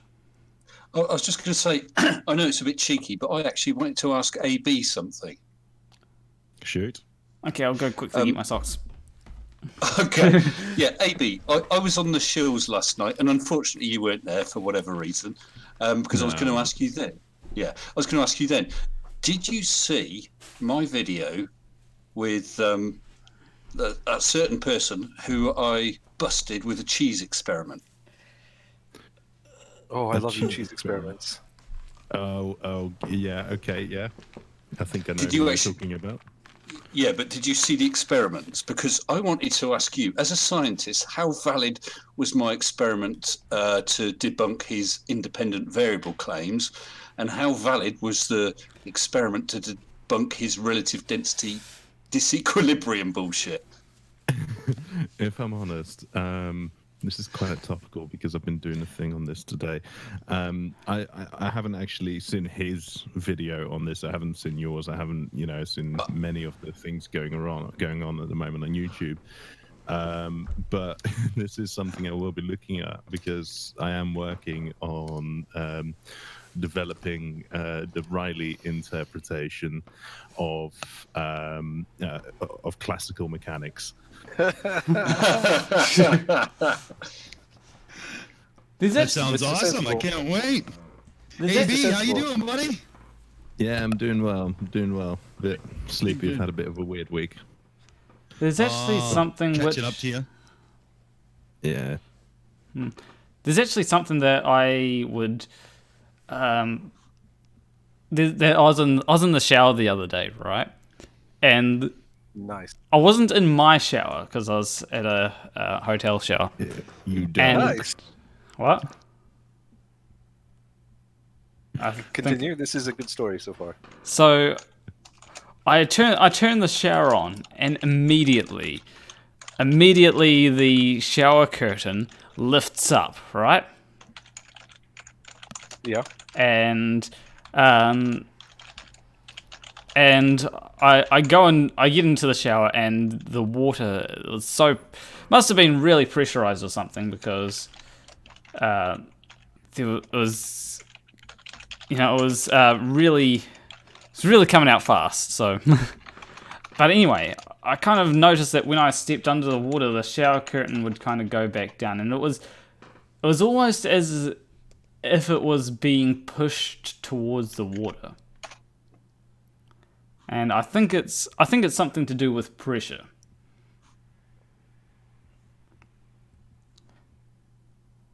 Right. Okay.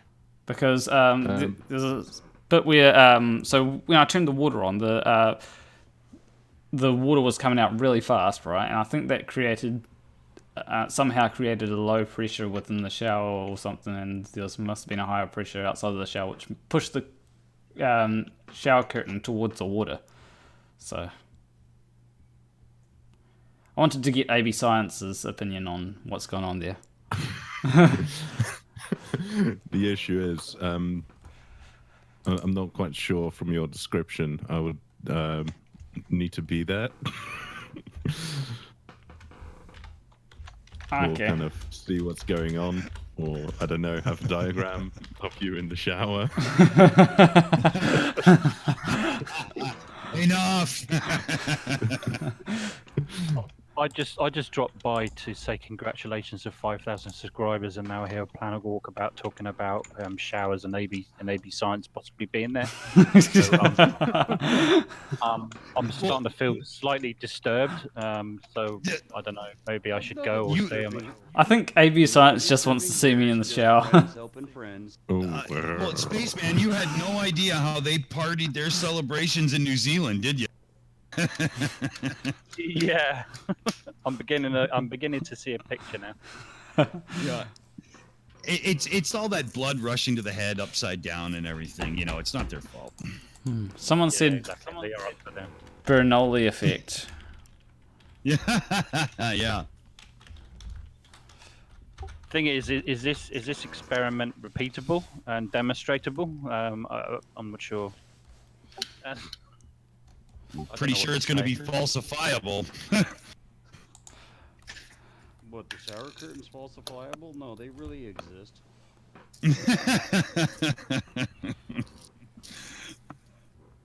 No, I've actually seen the same thing with my shower curtain, and it's usually because I have the water like really hot, and so the temperature inside the shower is pulling the cooler air from the rest of the bathroom, you know, and pushing the curtain toward the warmer air, you know, so it kind of gets a little circulation open above and around. You know what I'm saying?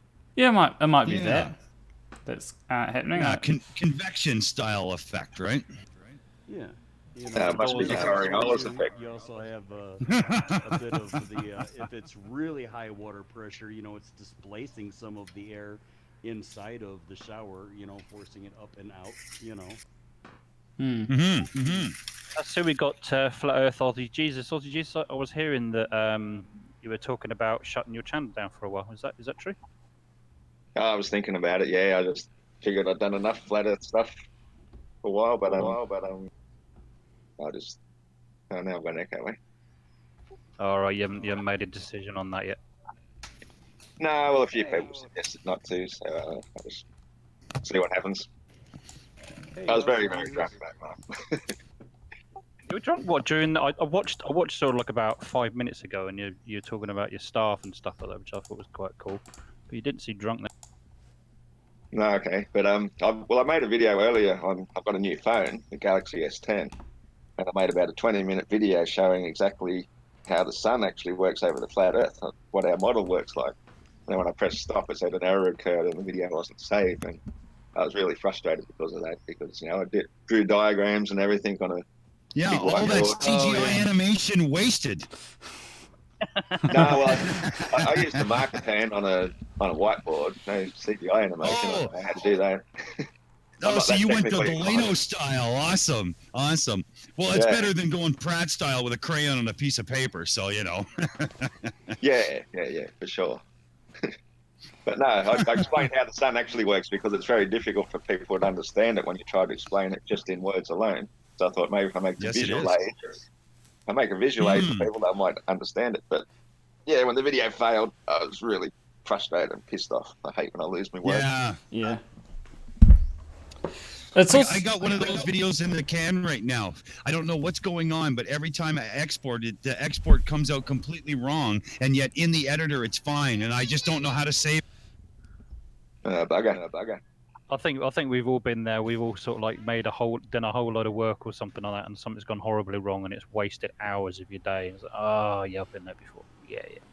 And, you know, not every video is going to be a hit. You know, some of my favorite videos are my least watched videos. You just never know what the audience is going to want to tune into. Oh, that's true. Yeah, I produce a video and I think, yeah, that's really good. I'm going to get loads of hits, and you just don't. And then you produce something really crap, and then you get loads of views, and you're like, what? There's your answer, Casual. Just make more crap. Yeah, exactly. So, you know, no time on doing this is ever wasted on really either side of the fence, because as long as you're having fun, what difference does it make, right? Yeah. That's true. But just on the occasional days, like, you know, I tell you what, I love recording stuff. I like doing that side of things. But then sometimes when it comes to editing, especially if it's like really fiddly, it's just I have to do it in bits because I just get, I don't know, maybe I've got some sort of attention deficit perhaps. I just get frustrated and I have to go away and take a break. I'm sorry. I get that too. I wasn't paying attention. Oh, the delay, but they got it.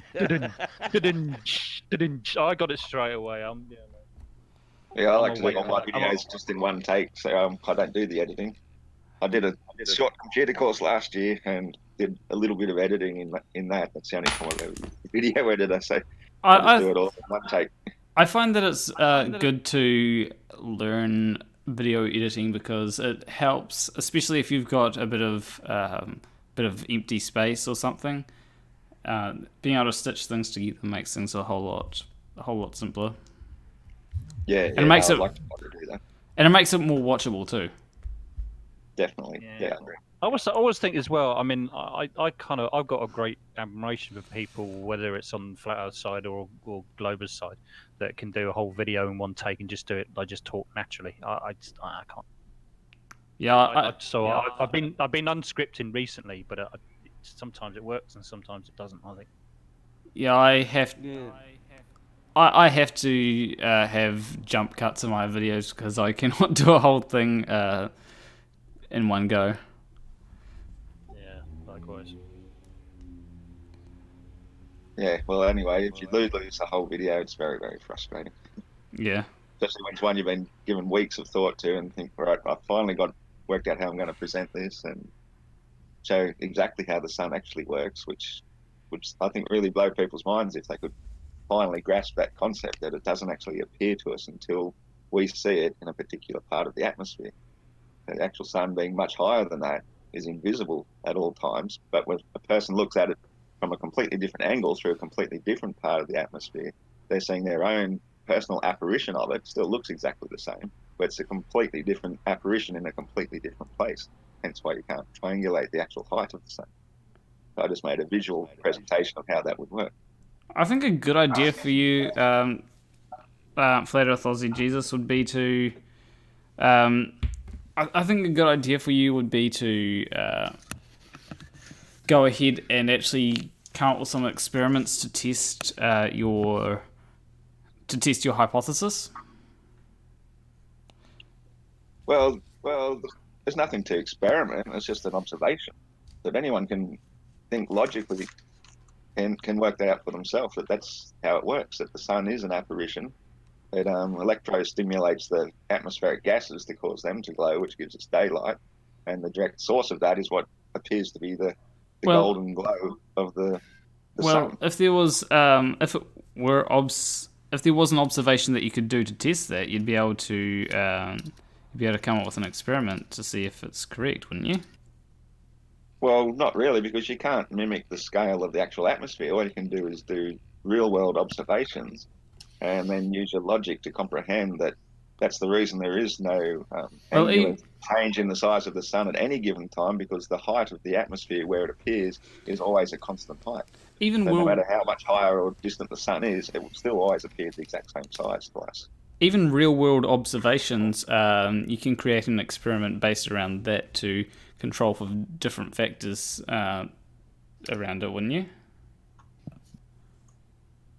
Well, what do you mean? I don't understand. Like, you're just observing how it works in reality. That's all you need to do. Just make observations. And then if you apply the logical thought process to it. But can I interject there? Instead of logical thought, I think we should be calling it armchair logic, because we're not putting enough of the actual facts we know about the Earth and how it works into the observation. Well, that's where I think you're wrong, because we're discovering more and more about the nature of light and how it works according to the glowing of the noble gases. And so the more we apply that to what we are seeing, the more we can understand how we get daylight and why it's dark at night time, and how it's the direct influence of the sun that causes these gases to glow. And then when it's sufficiently far enough away, they cease glowing, and then we have nighttime. That works for both the globe and the planet. So the Earth is like a fluorescent tube, and we electrify it and it glows?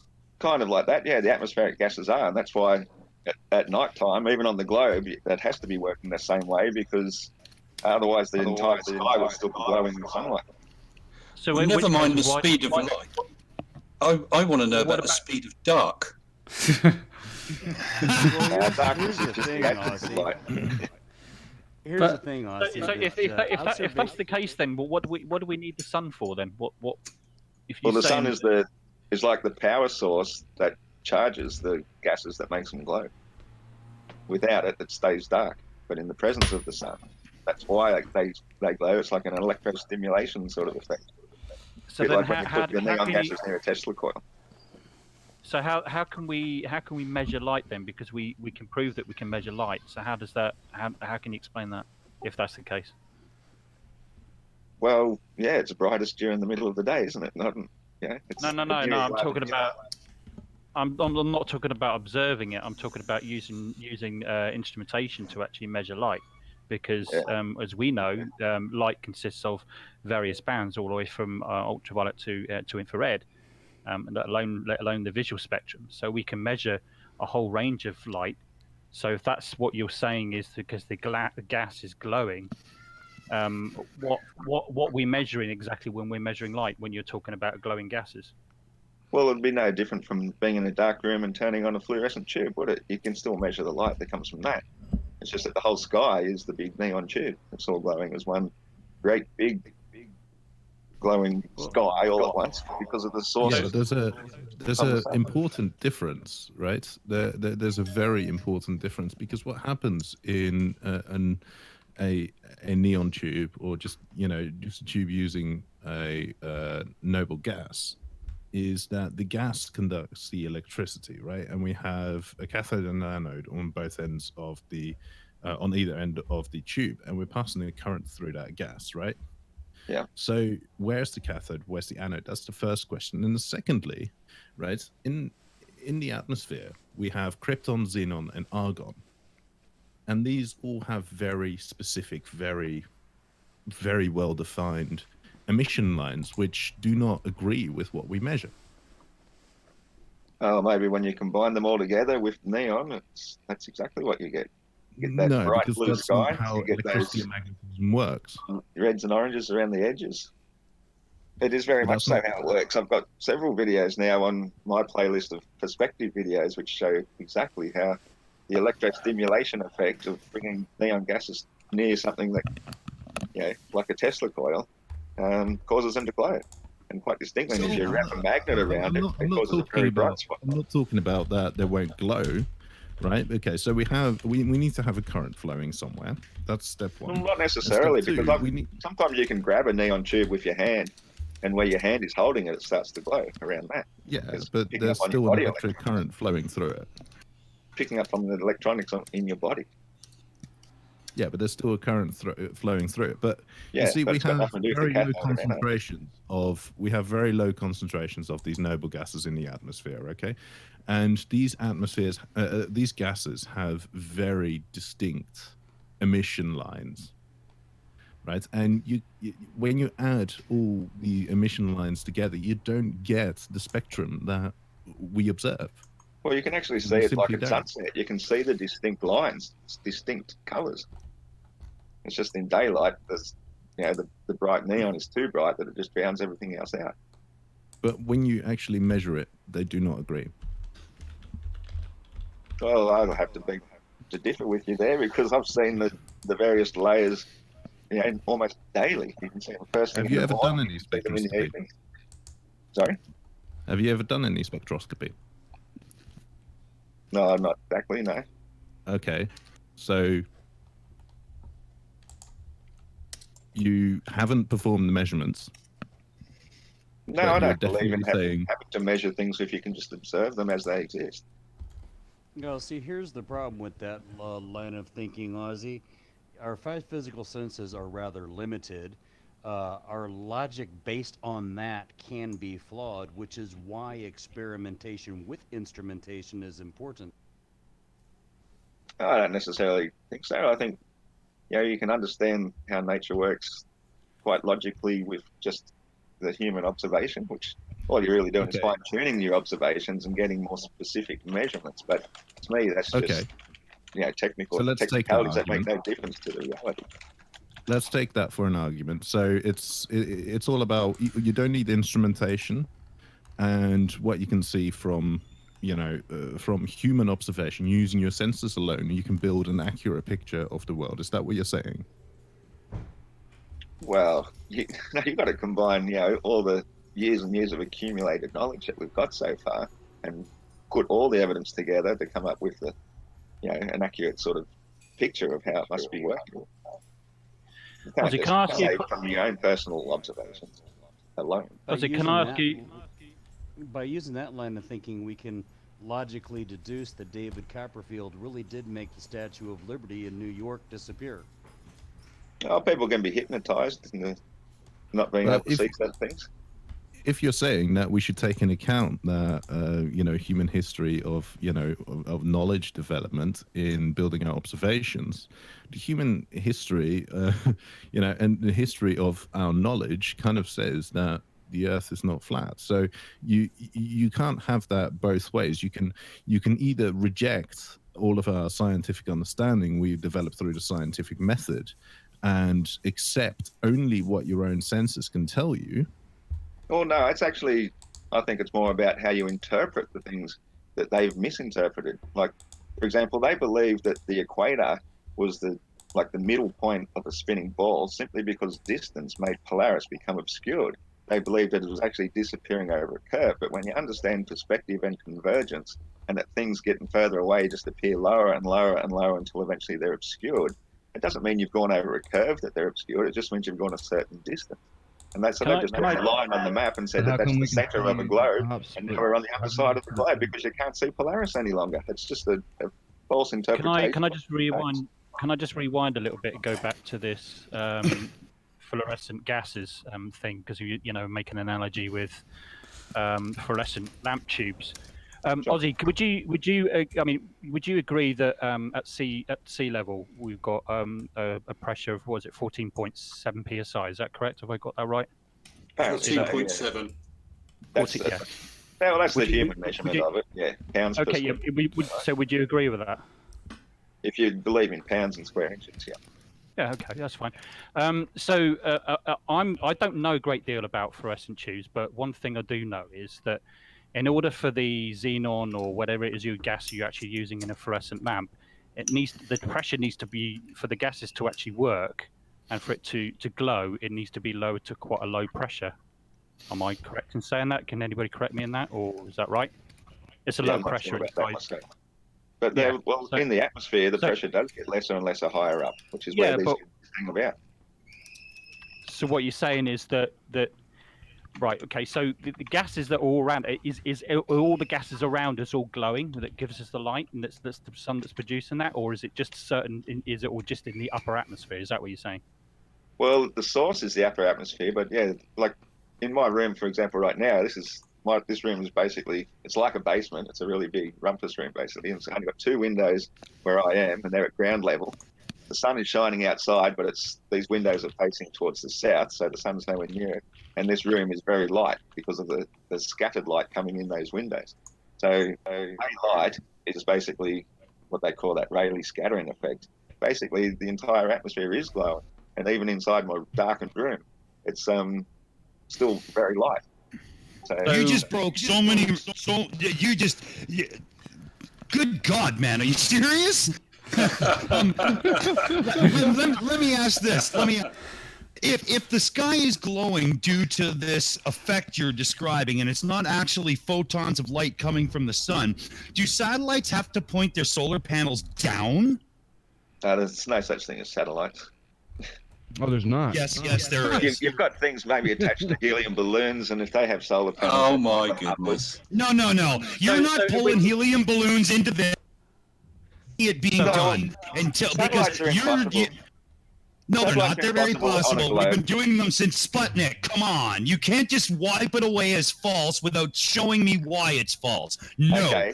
I'll tell you why it's false. Because you think you're on a globe that is moving 1.6 million miles per day. Now, how the heck is a satellite going to go fast enough to keep up with the ball? It doesn't have to. It's in the gravity. It's in the gravity. So Relative motion, man. It doesn't have to do a damn thing because it's a closed system. No, it's not. Aussie, have a look at a website called Heavens Above. It will tell you the positions of all the satellites, where you can see them. Then you go out at the right time and you can see the satellite go over. If it was a helium balloon, they could not predict it down to the minute like they do. And the position as well. You know exactly where it's going to be at one time. Oh, and Satellites aren't true. How does the GPS in your phone work, Ozzy? How does the GPS in your phone work? Tower triangulation and radio waves. So how do you get GPS on your phone? How do you get GPS on your phone in the middle of the outback? There's no towers. How does it work? You don't get it on your A phone. helium balloon, man. You heard him. You heard him, dude. There's a fucking balloon out there, bro. So anyway, let's You go up a mountain and you lose your signal. What you should be close to the satellite. Hold on. So let's go back to the satellites, and you were talking about then the xenon and neon gases are up in the atmosphere and they're glowing. Okay, so even if they were balloons, right, you would agree they would need to get the source from somewhere. So really, where would they point their solar panels up then? It's like everywhere, because you say it's up in the atmosphere. So where would the solar panels need to be pointing then? They wouldn't need to be pointing upwards, would they, towards the sun? In which case, well, they're obviously not up nearly as high as we're told they are. So, right, you can't have it both ways. So are the satellites flying through this layer of gases that is glowing? Are they flowing through that part or lower, or where are they? To be lower, because nothing can go above that, because the air gets too thin to give anything buoyancy. You have to have a medium in which to gain buoyancy of some sort, and if you go up too high, then you don't have that buoyancy. We can only. So you agree then that pressure is lower up in the atmosphere. So you're agreeing with that then. So how would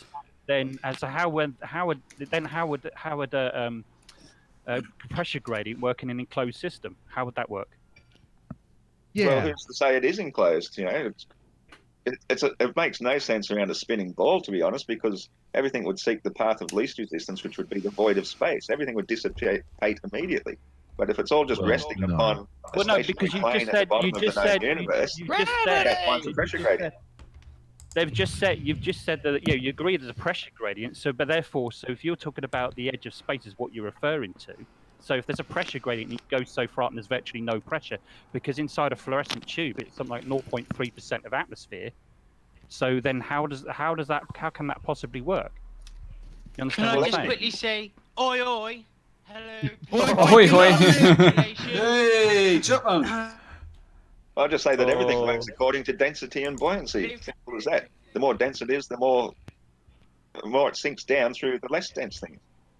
So the gases work exactly the same way. Makes no sense. Can I ask you a question, Aussie? I know that you're a naturalist. Do you consider cyclocide being a medication, and have you used it lately? What's it called? Psilocybin. Oh, I'd say it has Am I pronouncing some sort of mind-expanding effects, but no, I've never used it. Oh, He's hang not- on. Just checking. Oh, psilocybin Alright, is just how I checking. pronounce it. Magic But- mushrooms? One thing I want to say to Flat Yeah. Earth Aussie Yeah, it's Jesus medicinal, for sure. is Flat Earth Aussie Jesus, about the whole thing that you said about when it comes to the satellites not being able to go fast enough. Do you know about a thing called reference frames? Yeah.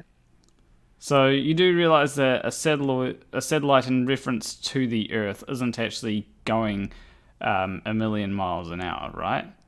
No, because that's just a lie. It has to be going a million miles an hour or more. You can't just hand how wave do these you things keep away up then? and say that they're not real speeds if you really believe the Earth is moving all those incredible speeds, none So- of which have been detected, by the way. So we're Ozzy, how talking do about you keep up with it then? Well, I don't. I believe it's flat and stationary. It's not going anywhere. And that's exactly how any flight can actually work, because it's not moving. If it were moving at all those ridiculous speeds, flight would be absolutely 100% impossible. How? Can I just say something, guys? Right, those speeds seem ridiculous to us because of our minute size and the scale of Correct. everything. But the speeds that we are moving on an astronomical scale is so slow, it's unbelievable. No, it's not. You can't just hand wave it away like that and say that. You've got to live in reality and say, if you Can you believe these say- speeds are real, then these speeds have to be No, treated because as it is real. real. No, It's okay, not let relative. me just Hey, say Flat what Earth I mean, Aussie. right? You guys say the Earth spins at 1,000 miles an hour, which it does rotate at that speed, but it takes an entire No, it day doesn't. to rotate once. Only at the equator it rotates at those speeds. No, I know that. I Yeah. know that. I'm just sort of. Also, I want to. I think I've asked you this as well, Aussie Jesus, Wait, before. did you say Something it similar rotates? before. Flat Earth Aussie Jesus? So if Aussie, if right, the Earth is actually rotating at 0.0044964 RPM. Okay, so if you held a ball in your hand, would you be able to rotate it at that speed? Yeah, but the thing is, you're talking about say if it's an hour hand of a clock, 24-hour clock, takes 24 hours to go around once. Once you extend the radius of, or the length No, of that 24 hour hours is twice. to match the 24 radius hours. of the Earth, 4,000 miles 24 long, hours is twice. that tip is moving 24 hours. at an invisible blur. It's 2/3 of the way No, down that hour hand, it's breaking the sound barrier. It is going extremely fast. Yeah, but the thing is that speed is only relative to a fixed given point, right? I'll give you an example, right? Yeah, so If you anywhere were on the sitting- surface is going that hang on, fast. hang on.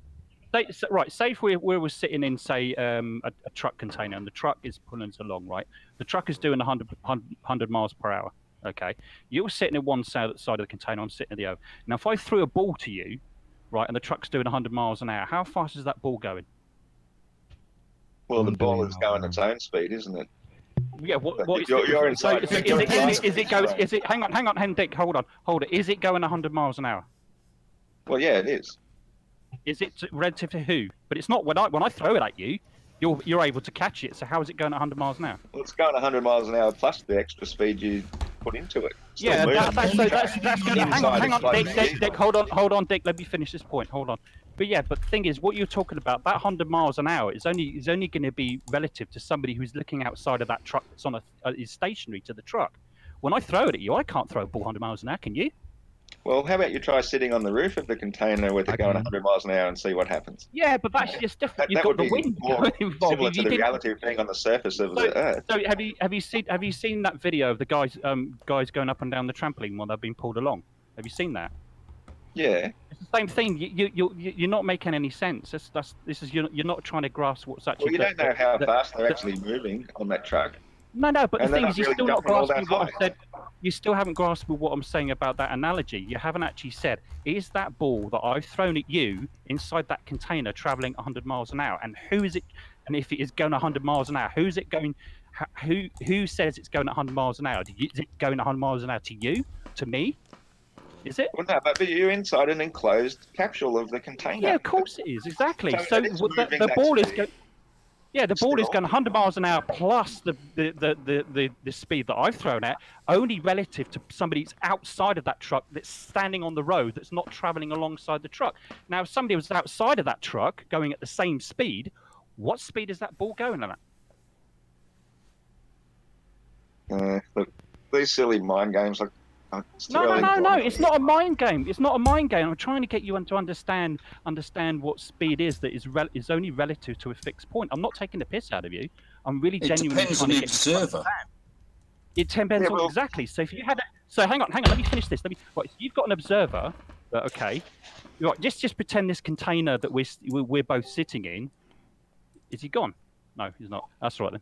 Is glass, okay? And somebody else is traveling in a car next to us at exactly the same speed at 100 miles an hour. To them, when I throw that ball at you, what speed is that ball doing? And what speed is that ball doing to you? How fast is it going?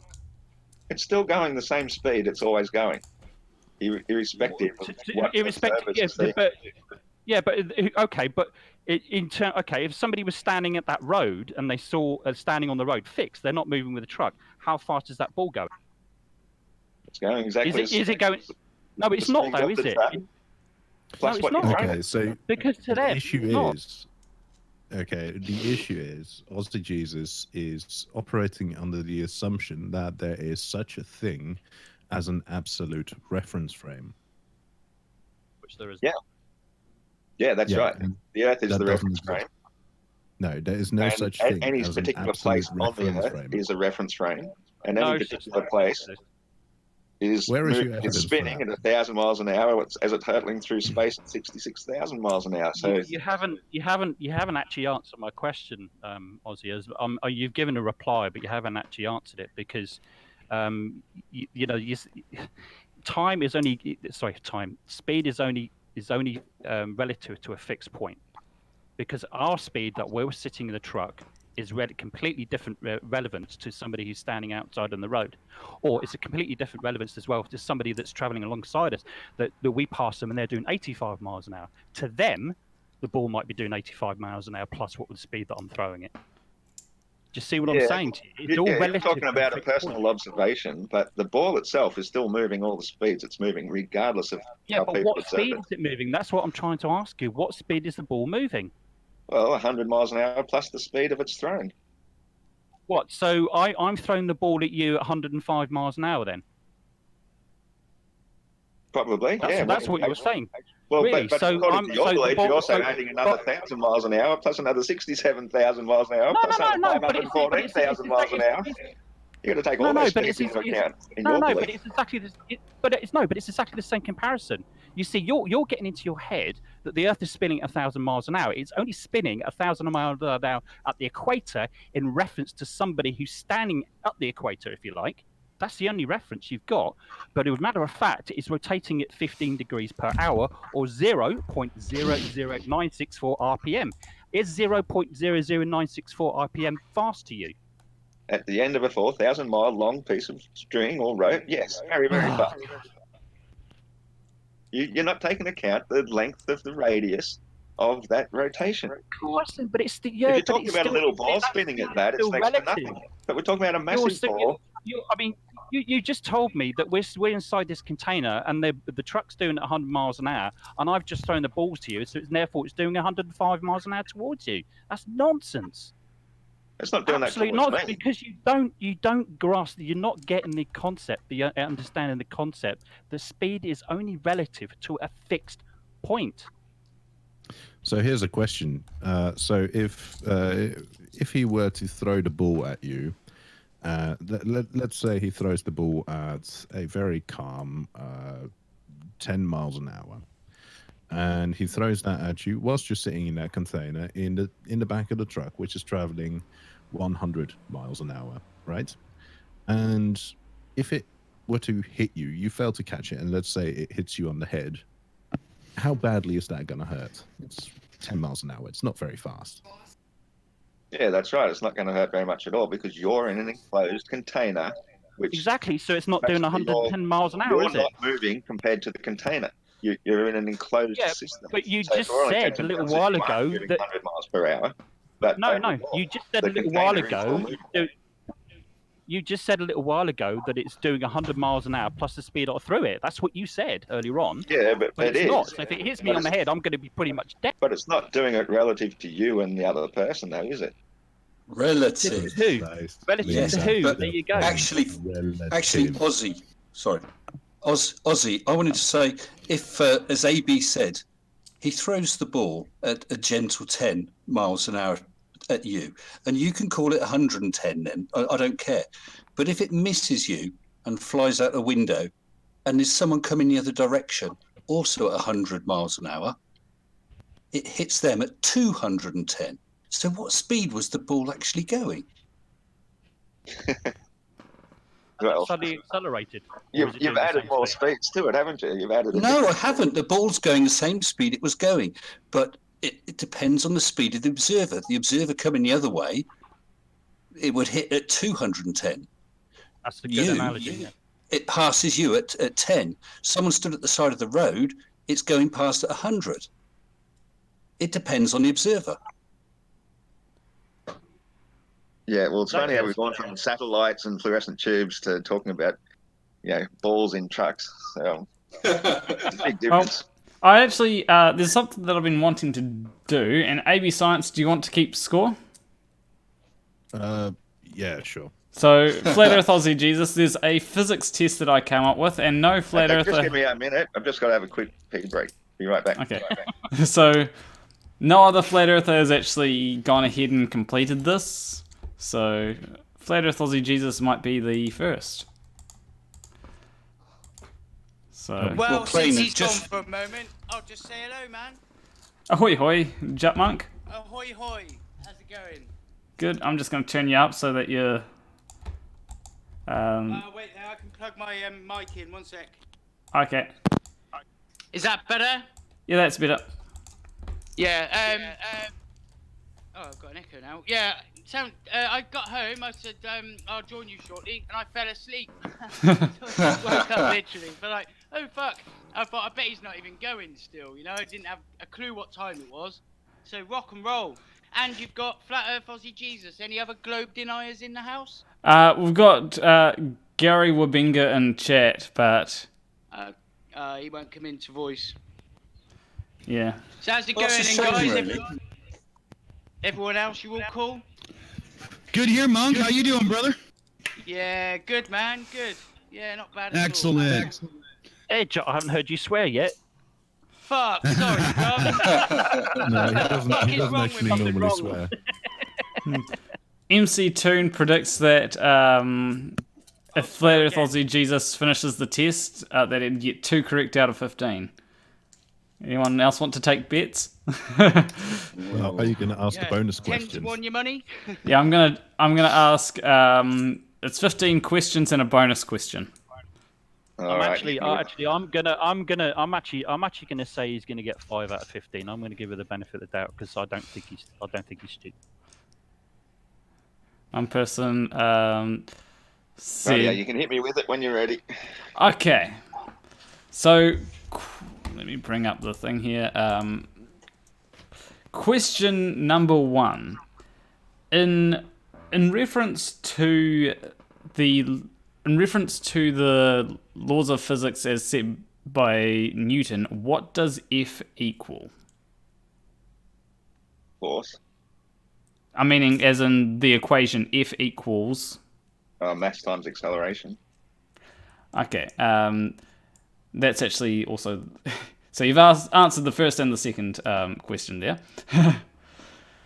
Question number 3. Force per unit area is a measurement of what? Sorry, force per... Force per unit area is a measurement of what? I don't think there's any forces applied. I think you're talking about density, aren't you? Weight, maybe? Okay. Say Question... weight. So that's your answer, weight? Okay. Question number 4.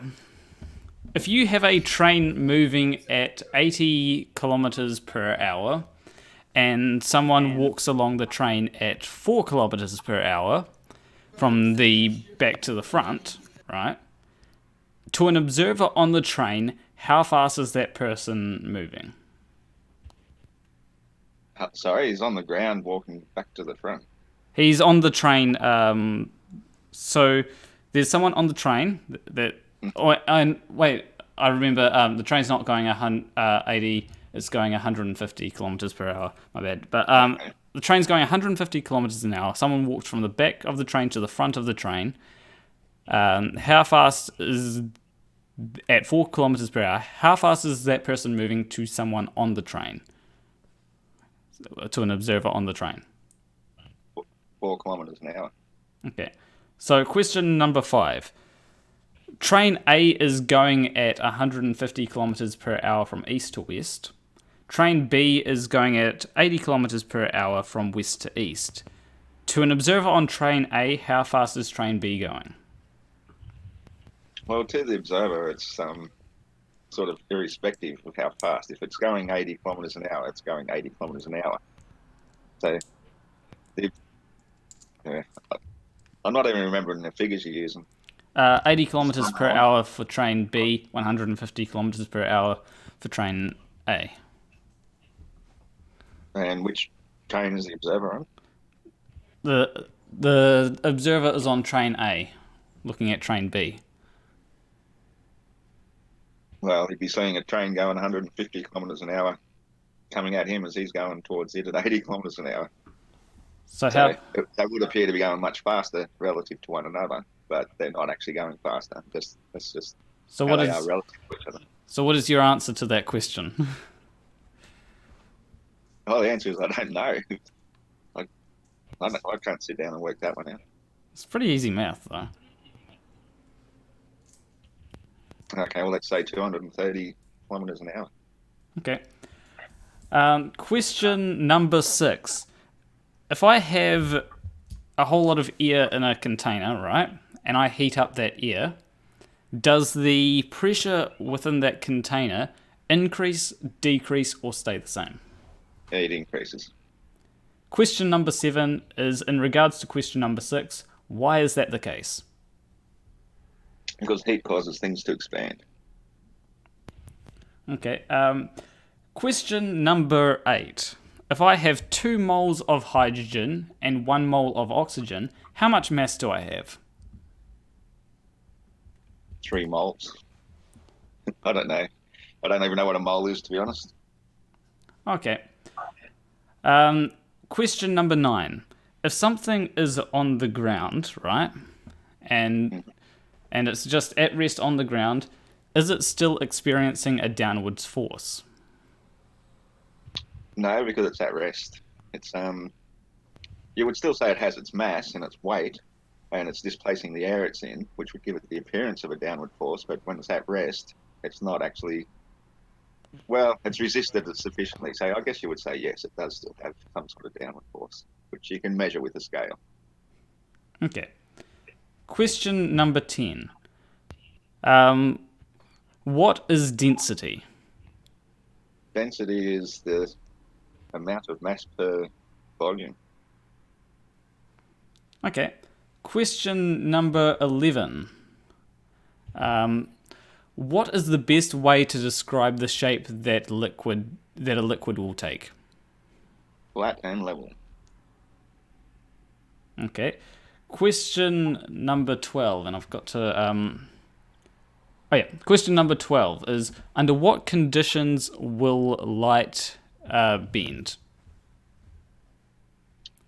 Refracted through a lens or through water, maybe even through the atmosphere, which has a high humidity content. I think light can pretty much...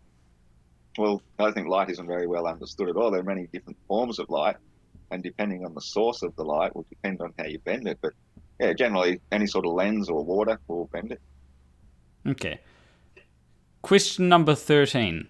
What is the phenomenon that causes the sky to appear blue during the day and the sun to appear redder during sunset? Well, that's the glowing of the noble gases that are illuminated in the presence of the sun that cause the blueness of the sky. And then as the sun gets further away, the viewer is seeing it through far more atmosphere, which then, acts as a bit of a lens. It blocks a lot of the light, and also because it's receding so much further away, the noble gases in your immediate presence aren't glowing as brightly. They start to go those orangey red colours, which will also give the sun that appearance. Okay. Question number 14. What is terminal velocity? That's like maximum speed of dropping through air. Like you reach a certain maximum speed, and then due to air resistance, you don't go any further, so you stop accelerating, which sort of completely debunks the gravity formula of 9.8 meters per second squared. Okay. Question number 15.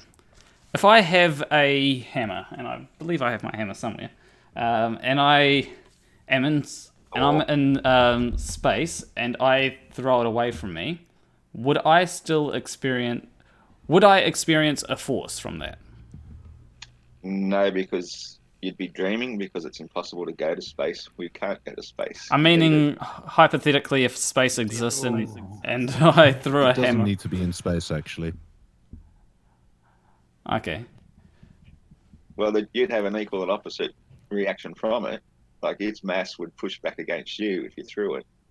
But if you simply can't be in space because, as I said, air gets too rarefied above a certain height. It gives no buoyancy to anything that's of physicality, and so it just drops again. So it's density and buoyancy applies on all levels, and you can't escape it. All right. Well, question number 16 is the bonus question, and is language descriptive or prescriptive? Can you describe what you mean by prescriptive? So prescriptive would be more of that it.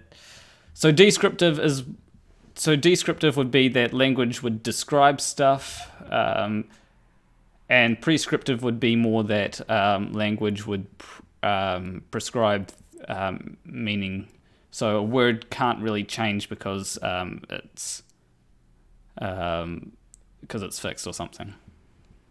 No, well, I think languages do change all the time and evolve, and different words end up having different meanings over periods of time. But generally speaking, you'd say it's descriptive. It's, differentiates different objects one from another and different phenomena one from another, and we use it to describe it to one another. But reality will always be reality, regardless of our understanding of it or how well we can explain it. So, language is useful. It's a tool. It's a man-made tool or man-made method to describe stuff, but it's not necessarily reality. Reality is what it is, and we use language to try and interpret it. Okay, so AB Science, you're marking the test there, right? Right, yes. So are we giving points for the bonus question? For now we'll say, because it's just mostly a bonus question, we'll just mark the main test and we'll say, let them know about the bonus question. Right, so if we're including the bonus question, you did quite well. That was 12 out of 15. Beat your predictions. Yep. Okay, but there were a few points, right? There were a few hesitant ones where I was a bit like, okay, it's kind of correct, but not quite. So, I mean, the first point, you were talking about the first point was question 7, right? After asking in question 6, if you heat up a gas in a container, but what happens to the volume? Does it, what happens to the pressure? Does it increase or decrease? You correctly identified that as increase. And then what you said is because gases expand, which is correct. A more accurate description would be that the kinetic energy of the gas particles increases. But, well, I also said that anything will expand with heat too. That's why and that's because of the same reason, right? Because heat is just kinetic energy. So that's great. So then you missed out on. I think you missed out on question 3 as well. I didn't write that down. So force per unit area, that is pressure. Pressure, which would be weight. Yeah, I said it was weight. So weight and pressure are the same thing. No, they're not. Well, they are. It's the same. No, they're dimensionally, Just absolutely, categorically different. Well, Weight what is a weight? measure of force, and pressure is force per unit area. And it's measured. The dimensions are different. Weight has units of Newton, and pressure has units of Newton per square meter. Simple as that. Yeah, so they're both still the same thing. They're both still weight. Well, imagine if I had a large object that I could either rest vertically or on its side. It would still have the same weight regardless of whether I rest it vertically or on its side. But if I were to try and measure the pressure it was exerting on something, it would exert a different amount of pressure. That's a good point. Regardless of whether it's, yeah. Okay. So the next point. The pressure on the scale would be the same. Well, on the scale, it's like if I had multiple scales to, it'd measure differently. Ozzy, can I just ask you a question? Just a genuine question.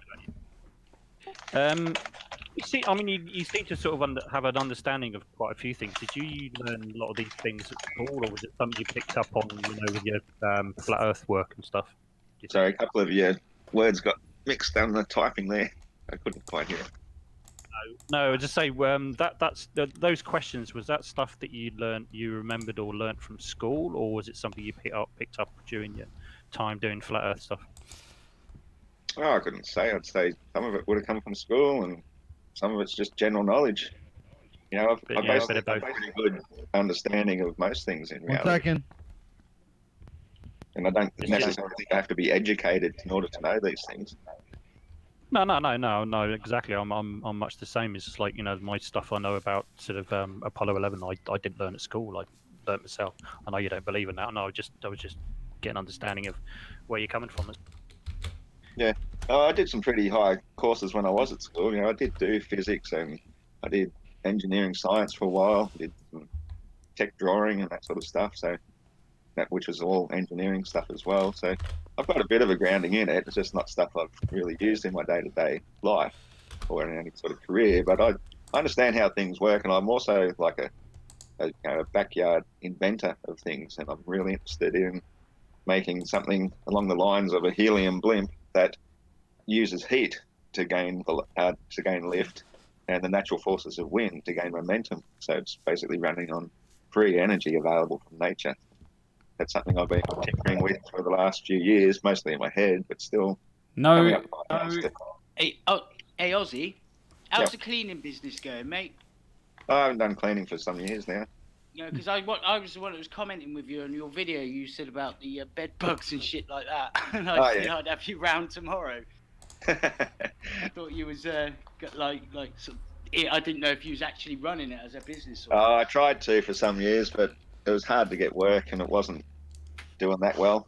When I finally got a customer, it was going okay, but getting people to understand the filth they live in is really difficult. That's actually why I made that video, and if I can start doing that again, I'd get back into it. But it's pretty disgusting, I always get the worst stuffed nose. That video was good, Cheers. It made me think, and I was like, fuck. I knew, I didn't even think about the pillows and that, and I was like, Christ, man, it's right there, and you've got your face in it all night. Yep, 10% of the weight of a 2-year-old pillow is your dead skin, and thousands of dust mites and all their crap and all their micro maggots. Oh, I know. Shit, man. And it's the shit that they produce that triggers asthma attacks in asthmatics. That's right. As I explained to you that my son has asthma, and I do try but I didn't think about his pillow. So that's actually been changed, thanks to you. Oh, good. Do you want to need to change them every couple of years anyway? AB Science, do you want to finish explaining the things that he got wrong, or? Yeah, sure. I mean, I think the next point was around the mass, the amount of mass you would have if you have 2 moles of hydrogen and 1 mole of oxygen. So the answer to that would have been 18 grams. And the idea is that 1 mole of an element is equal to it has a mass in grams equal to the amount of nucleons a single atom has. So for 2 moles of hydrogen, which has a molar mass of 1 gram, and 1 mole of oxygen, which has a molar mass of 16 grams, add them all together, you get 18 grams. Yeah, I don't think that's anything you'd expect the common layman to understand or know about. It's pretty So I happily straightforward. accept I but was wrong fair on that enough. one. That's easy to forget. That's fair. So yeah, with the other point where you're on the ground, so yeah, there is a downward force, but it's cancelled out by upward forces, so there's no real net force, but you know, there's stuff happening and pressure and shit. Yeah, what if weight was just air pressure pushing down on you? So that's what you measure on a scale. No, that wouldn't make sense because everyone would be the same weight. Everything would be the same weight, precisely. Yeah. Okay, so what was next?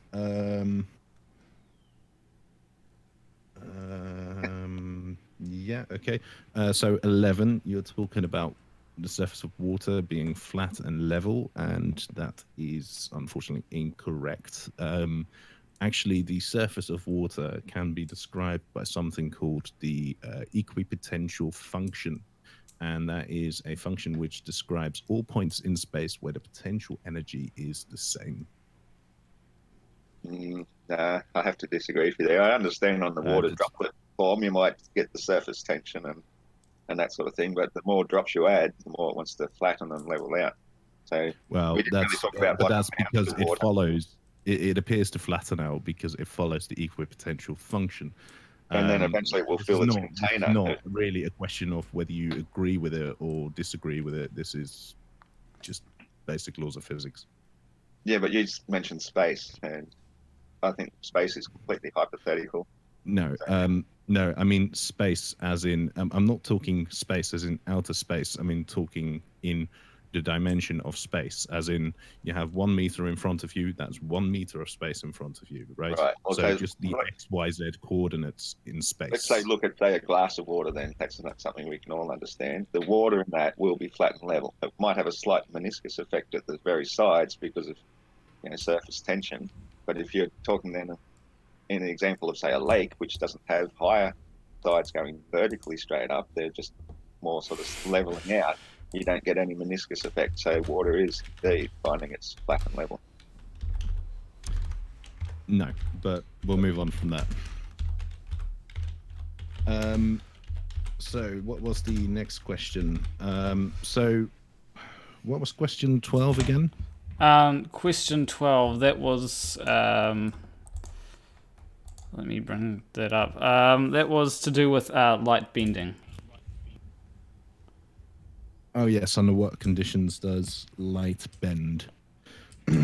So the thing that you would be looking for is its refraction. If an incident ray of light hits an interface where the index of refraction changes, and it hits it at an angle from the normal vector, then it would bend.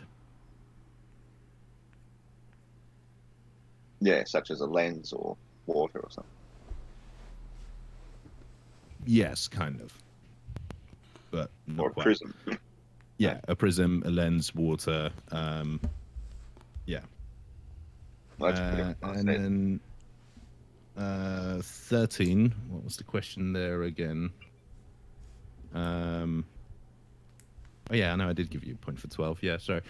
So 13, you were talking about what was the question again, to be precise? What is the effect that causes the sky to appear blue? What is the phenomenon that causes the sky to appear blue during the day and it causes the sun to appear redder during sunset? Okay, yeah, and that is just Rayleigh scattering. Yeah, well, I've come up with a far more accurate description of that, and as I said, have you? It can be proven scientifically When you How? introduce neon gases towards a Tesla coil, the way they start to glow. And if you then get a magnet and draw that towards the glowing gases, it creates this super bright hotspot. So sunlight is the sun itself must be pushing out some sort of very strong electromagnetic force that causes these gases to glow. And because the natural glow of neon is that bright blue color, that's why the sky is blue during the daytime. And then the edges of it start to glow that orangey red color. So as the sun moves sufficiently far enough away, you look through those orangey red colors, hence that's why it appears that color. So I think that's a more effective way of describing why we have blue sky and why it looks reddish when it's further away, seeing through more atmosphere. Okay, and what about all the colors in between? What do you mean? Well, I mean, you're talking about the bluish color and you're talking about the reddish color. Yeah. What about all the colors in between? Well, you can see them if you sit and watch the sun for long enough and watch it How fade can you as it gets explain further that and from further away. noble gases? How? Yeah. Well, the location towards the nearer to the sun. The stronger ones overpower the weaker ones in the vicinity of the sun, and then as it gets further and further away, the weaker ones tend to dominate until eventually there's no glow whatsoever, and we can see the stars and it's dark.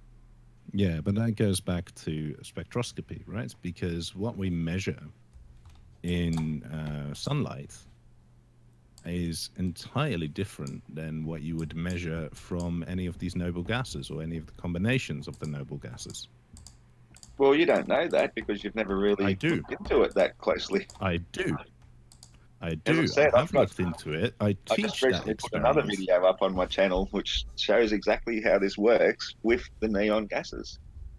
Okay, Yeah, so but it's a I spectroscope. need It's to not hard to reiterate find. that, right? I need to reiterate. I teach second-year physics students how to look at, the spectroscopy. I teach them how to compare the emission spectrum from the sun to the emission spectra of neon lights and noble gas lights. It's simple as that, and they are But you're not entirely understanding different.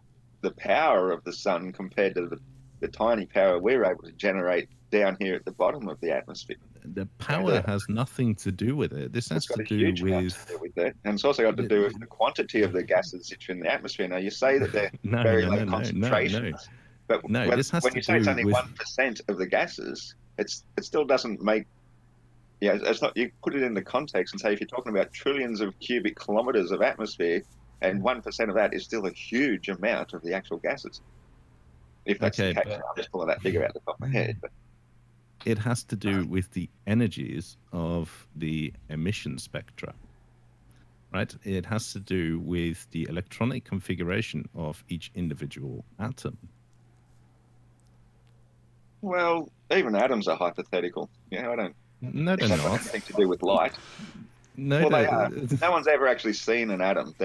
I have taken images of an atom. Have you? What do they look like? Huh? What Well, do they look like cloudy balls, exactly what you would, expect from the kind of measurement method that I used to do the measurements. But wouldn't they be Technically, they're moving not too visible. fast? They're too small to be visible in terms of visible light, but you can make a picture of them by firing electrons at them, for instance. Most of what you can see is atoms. I mean, we're pretty sure atomic theory is correct. I mean, you see molecules. A car tire, like a vulcanized rubber, is one molecule. Quartz crystal is, or generally, could be I mean, You can quite easily see single molecules. Real quick question for Flat Earth Aussie Jesus. What are noble gases? What are they? Yeah. Well, What are they? they're just different elements of gas, I guess. I don't What makes them noble? know. That's just what they're called. I don't know enough about them. What What makes is them the noble? property of a noble? What is one of the key properties of a noble gas? I don't know. I've never researched that actually.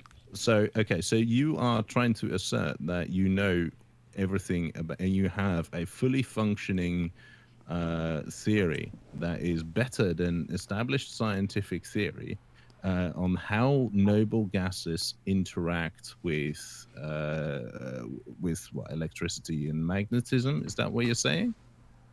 Yeah, I've seen. But you don't experiments know that what show a noble exactly gas what- is.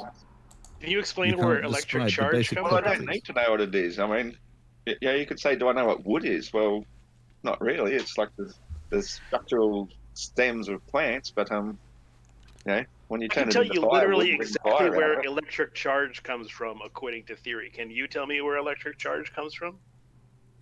Say again. You know where it comes Electric according charge. You seem to be talking about electromagnetism. I would be curious about how much you know about electromagnetism, such as where does electric charge come from? Well, it comes from Which the a sun. feature of reality. It comes from the sun. I don't really understand exactly what the sun is. I believe it's some kind of living entity, portal to another There are dimension that charged brings in particles that are energy. not part of the sun. You are made of charged particles. Everything comes from the sun, though, originally. All energy comes from the sun. That's the source of all energy on the What planet are Earth. stars? What are other stars then? Oh, stars are sonoluminescent, other type of beings in a different realm altogether, which become visible to us. So they when- don't come from the sun. I just want to clarify here. Do they come from the sun or not? No, they don't. Sorry. No. So some energy doesn't come from the sun. Well, originally, no. Well, you got to think of where does the energy from the sun come from, and I say that comes from another dimension. So if it comes from another dimension, the stars originally came from this other dimension as well, but now they exist in this one. What do you mean by dimension? Because as far as I'm concerned, dimension means a degree of freedom. Yeah, it's very hard to understand because we're in the physical plane. We sort of only understand up to maybe the fifth dimension, which is time. But once you talk about the sixth dimension, we can't really understand and grasp that. We can only sort of, So a dimension just means a degree of freedom. 3D just means you have 3 degrees of freedom, X, Y, Z. Yeah. You're adding another degree of freedom. That's why you can have a multidimensional database, for example. It's nothing to do with a space, but you can have a 5 or 6 dimensional database because it's just a degree of freedom that's available. Yeah, and so it's something like that. It's hard to explain. Okay. But that's not I do remember reading that's about just some years back a all direction. the way up to the 12th dimension, and basically you can only sort of understand it, sort of mentally. You can't really fully grasp it. No, that's not how this works. Well, I know, because you have to be on the next dimension to understand that dimension, and we're not on that dimension. Do you understand anything about group theory? Like, for example, SO3, which is the rotational degrees of freedom in three-dimensional space? No, I haven't heard of that. I mean, you have to sort of understand how orthogonality works and how these groups work in order to understand what dimensionality actually means. Well, all we can do is say there are things known and things unknown. And when it comes I agree to with the that sun, completely. it's unknown. But it is another dimension. That's my particular thoughts on it. Let's go to the sun. So you're saying that it draws that power from another dimension. But what if we tell you that we can kind of measure what powers the sun, and we can compare that to systems we can reproduce on Earth? Yeah, well, see, I think our biggest problem is that when we study the sun, what we think is the sun, we're really only studying the apparition that we see at that height of the atmosphere, not the actual sun, which is, a black hole portal, completely invisible to us. We can't see it because we can't see anything beyond that height of the atmosphere. Because Does the sun violate the that second glow. law of thermodynamics if energy is coming from another dimension? Well, if it's coming from another dimension, it doesn't necessarily need to violate the second law of thermodynamics. But I'm just curious. Yeah, but the sun itself is causing that glow, which causes the sky to glow, which means we can't see through it. So therefore, we can't actually see the real source of the sun itself, because that big bright ball of light is actually blocking it from view. A light is blocking the light from view? Well, it's not light behind it. It's the source that creates the light in the atmosphere that causes that bright glowing thing that we think is the sun. It's the apparition. What creates light? the electrostimulative effect in the atmospheric gases. So why does an incandescent light create light? Well, because you're applying a force to it, an electrical force. Why? Okay, why can I crush? Crush wintergreen lifesavers in my mouth and create light from that? I don't know. I can. Oh, you must be special, mate. I don't know. There's lots of things which can create light. You know, there's fluorescent light. There's, what's that? You can get a seaweed at nighttime in some places and rub it, and it starts. Yeah. Oh, that's a great. How does seaweed create light? I don't know. How do fireflies create light? There is a name for it, but that doesn't mean that's what it is. It's just a phenomenon, and different things do create light. So, but you're saying that it was an electric power source that creates light. Well, as I said, there's many different sources of light. You're comparing apples with oranges, but you still get from the same result. Well, I'm comparing light to light is essentially what I'm doing, and I'm just trying to see if there is a complete theory out there to how all of these work that actually explains how fireflies make light, how the wintergreen lifesavers in my mouth make light, how an incandescent light bulb makes light, how a fluorescent bulb makes light, and how the sun makes light. And it all is consistent, and it all works. I can't be expected to know all these things. I'm just still trying to understand sunlight, and I think I've got a pretty good grasp on it. I'm not sure you do. I mean, I feel like there's more you should be looking into. Okay. Like, for example, is there a library near you? There are libraries, yeah. I really would highly recommend you go and you look up some stuff on light in there. Don't look at YouTube. Yeah, but see, don't go to YouTube. What you're doing here is saying that I should be studying things that other people have done and sort of. No, I'm saying that if you want to know how things work, there's a whole library of knowledge, and there's a whole collection of knowledge that has been accumulated over the source of history that you can look into, and you can actually then do experiments and see that it's all correct. Well, but you can't do those experiments, and you can't understand it unless you actually have the knowledge of what people have done before, or else you're grasping at straws, and you're going to have theories that don't make sense and they don't work. Well, okay. Well, think about somebody. I'm not comparing myself to him, but I'm just going to say for an example. Think of somebody like Nikola Tesla. He was coming up with all these new inventions all the time. Who was he learning it from? He had to be original and think for himself. Take all the accumulated knowledge and apply it to your own experiments. So basically, I've got a pretty good grasp on all the basics. What you're saying is that this stuff's written down because people have already done that. People. Yeah, but they think we live on a spinning ball. Nikola Tesla didn't learn from a vacuum. Nikola Tesla learned just like other people learned, and then he got a bunch of stuff, and then he did experiments with them to try and find new things. Yeah, exactly. Aussie, my understanding of the sun is by taking in other people's experiments and applying them at real scale to our observations that we see in the real world. Aussie, who told you that's the point? When we do that, we actually get predictions that work out. Aussie, who told you the Earth is flat? At what point did you say that the Earth is flat, and who told you? The first person who told me was my father-in-law, who was a merchant sea captain, and after he'd retired... there you go. Somebody told you. He says to me, you know what? I think the Earth is flat, and I thought it was the most ridiculous thing I'd ever heard in my life. I laughed about it for years, until I finally started looking into it when another friend on Facebook started telling me he thinks it's flat. How did you look into it? I started looking into it myself, and I thought, they're exactly. right. So somebody told you it was flat? They told me they believed it's flat, and then I looked into it myself. There you go. What is your process of looking into it? Process of looking into it is looking at multiple examples of things like the 200 proofs of Eric Dubay. Like, I didn't agree with all of them, but a lot of those are definitive proof that we're seeing way too far. Well, if you knew the theory, you should disagree with all of them. You see, the point is, right, and this is what you said earlier, right?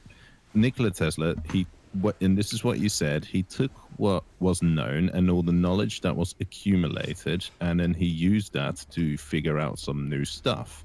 Now, he got a lot of stuff wrong, right? But he is a very well respected and revered scientist. That's right. Like, Somebody can still be 80% right and 20% wrong. You don't disregard the whole 80%. Yeah, but the thing is, Most of and us this are is at least the point. 20% This is the point that we were trying to make, right? You are welcome to challenge the established scientific model. That is absolutely great. That is encouraged, and that's what scientists do for a living. But you have to realize that you can't just come up with stuff and go, that works, and therefore science is wrong. You have to understand the model, and you have to understand the scientific theory in a lot of detail before you can start trying to disprove it. Well, that's precisely what I do. I mean, I used to blow my friends' minds back in high school when I'd say there's no such thing as sunrise or sunset, and they just look at me and say, "What? You're crazy." And I say, "Well, no, it's actually just Earth spinning." Yeah, but, and yeah, you're right. The thing is, and then you when they have a don't. birthday, I say, "Oh, you've had 17 trips around the sun." That's what I. You just. In order for your model to be telling you. accepted, it has to explain everything that the old model does, plus add some new thing onto it that's predictable. Well, that's what I'm doing. I've told you how the sun actually works in reality above a stationary planar Earth.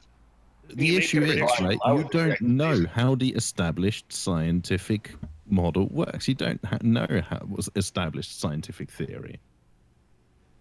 Yeah. You give us a consequence of your theory that wouldn't be the case in global Earth theory that we can measure. Well, when we remove the spin, we understand that water is level, that Earth is higher than water level, that the sun is what goes around above us. It follows the path of the equator, which is coincidentally the same part on your maps where Polaris disappears from view. How convenient is that? It's almost as though it's done by intelligent design. Sun doesn't follow. I don't know what you mean by follow the path of the equator. That's the path the sun takes every day. Once every 24 hours, it's back overhead, following the equator. Now, because it gets higher and lower Sidereal day is not 24 hours. appears to move north and south. It is 24 hours. That's why we have clocks that measure exactly 24 hours. If we were on the spinning ball, the clocks would have to be adjusted 4 minutes every day to stay accurate. We do adjust. What do you Leap think years. a leap year is? Leap year. That's an extra day. That's not to do with sidereal days. That's to do with the difference over between 4 years. That's a solar. Yeah, that's to do with the solar fact year. that a year is not an exact multiple of number Exactly. of days. We don't need to correct for sidereal days. Yeah. What we're talking about is every 6 months, if you're going around the sun, for the additional 4 minutes. and you're measuring exact 24 hours with a clock every single day. By the time you're on the other side of the sun, 12 midday would be 12 midnight, facing the same direction at all. Where do you think the 24 hours came from? I mean, do you think that was pulled out of like the ether? No, it just came from one day for the sun to get back overhead again, and then they just divided into segments. And because they liked the number 12, they put 12 hours in a day, 12 hours in a night, and that was the average. And they just found it easy to measure it that way. It's just a. And we measured that, and that's how we determine how long a second is, and a minute is, and an hour is. Yeah, that's right. But There's a we convenient deduced division. that from what was coming.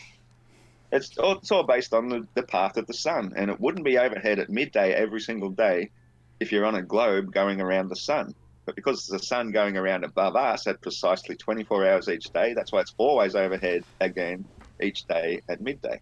Now, it might not be precisely right with a sundial, because that gives you true midday, but it's more or less accurate because it's divided into the 24 different time zones. Not really directly overhead, unless you're on the equator and the tropics at either the equinox or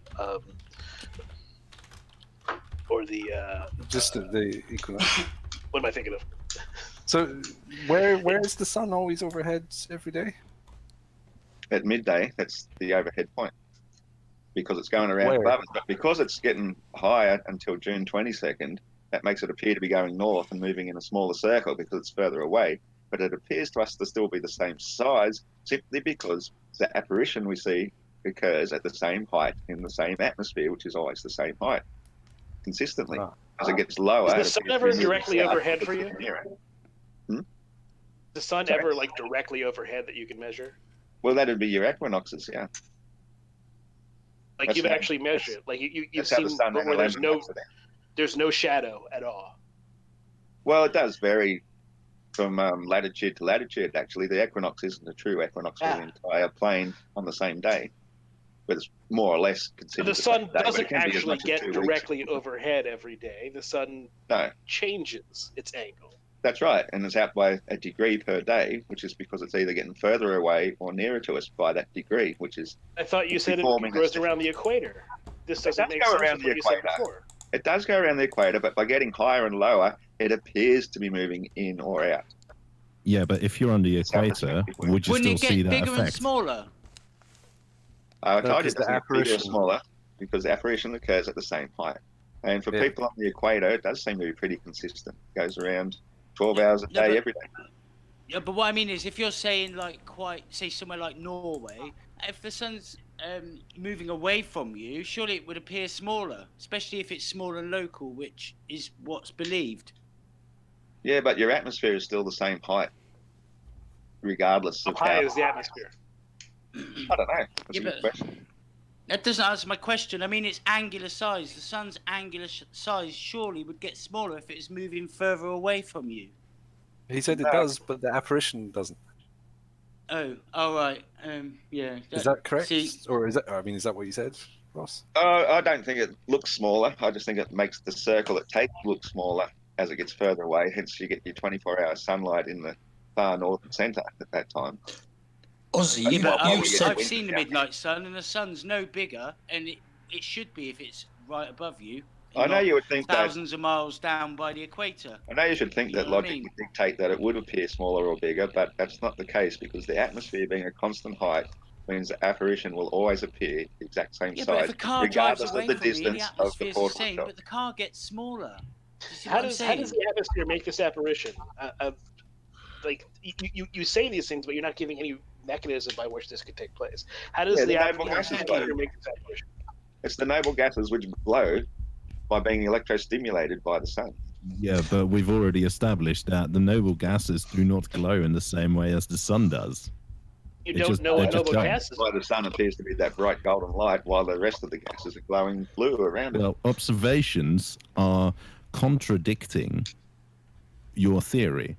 Absolutely. So, are the Thank you, observations AD. wrong, or is your theory wrong? I think maybe it's your interpretation of the observations wrong. Well, and no, my because description of it is right, because what we see is what we get.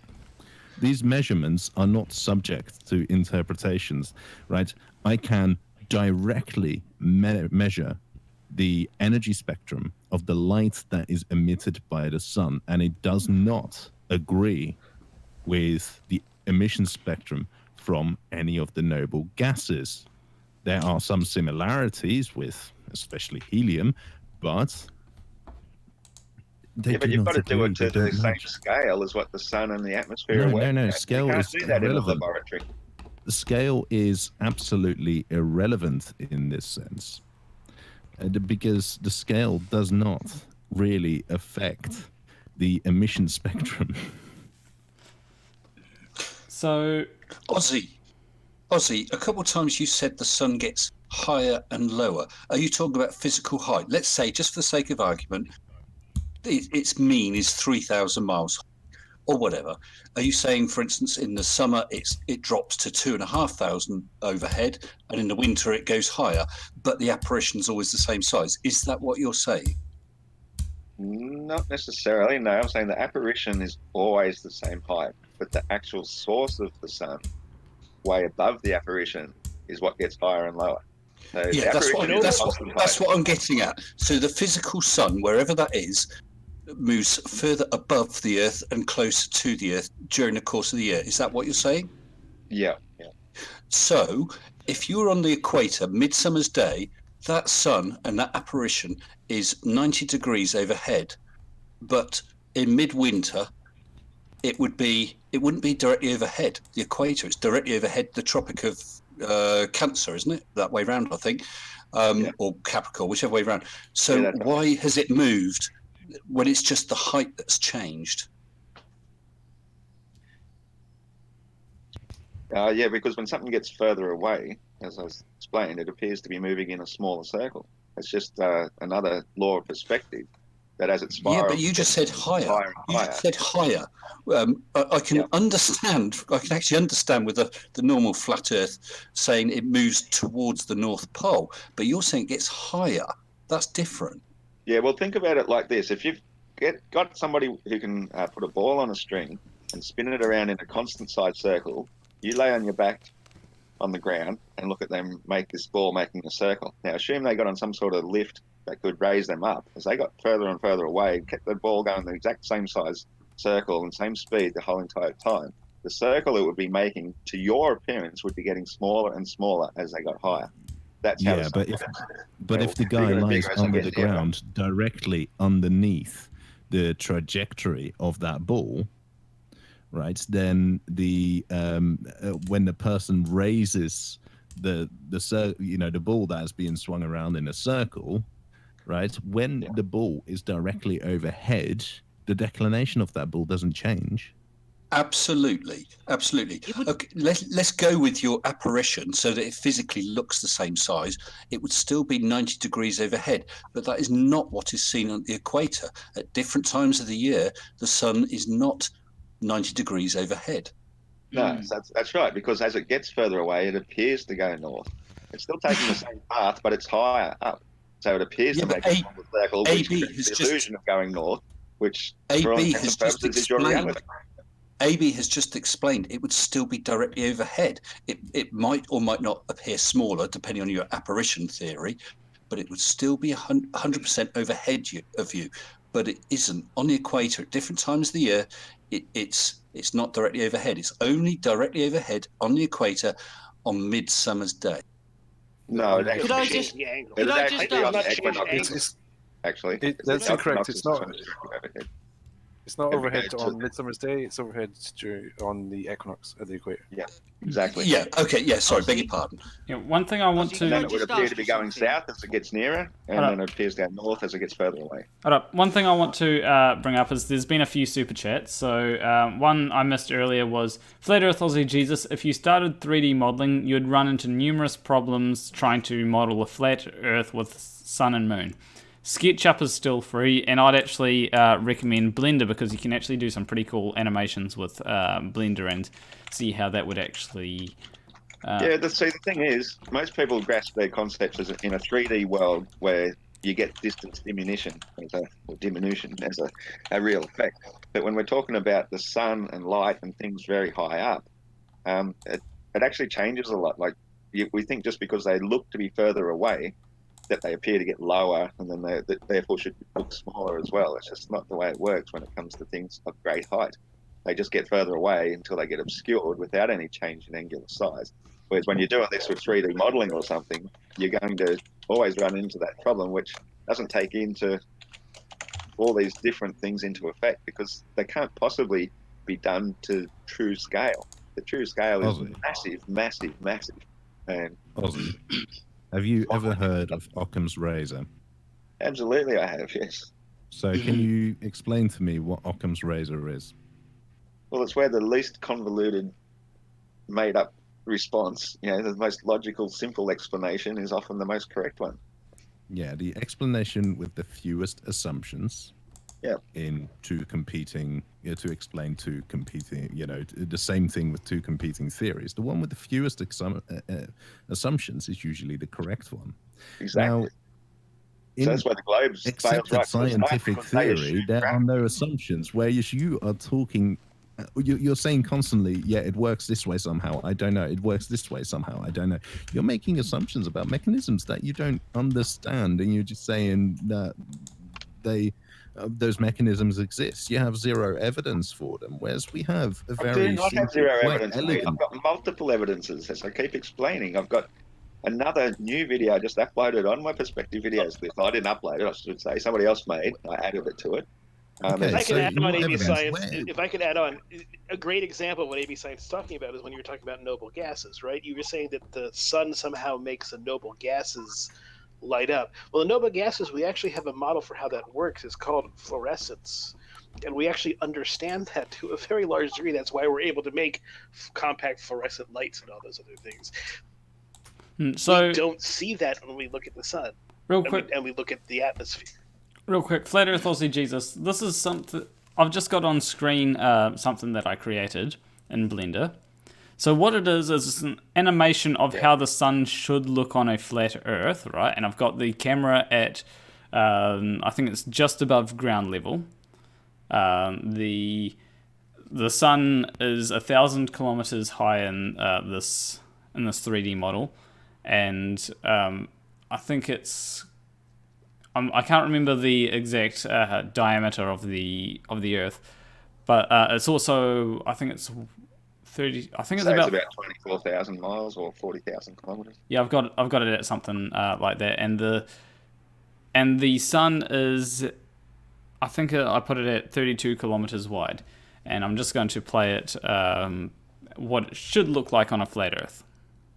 It's a small 10-second clip.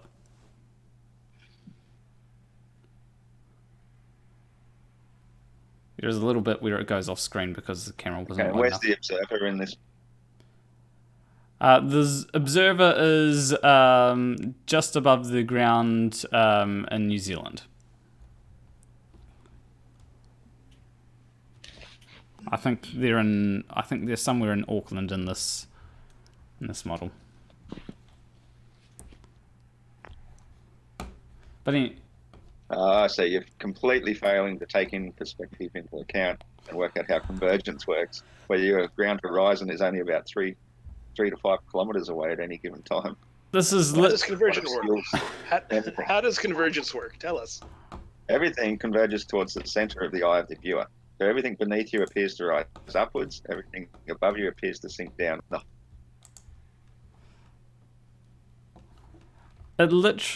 This.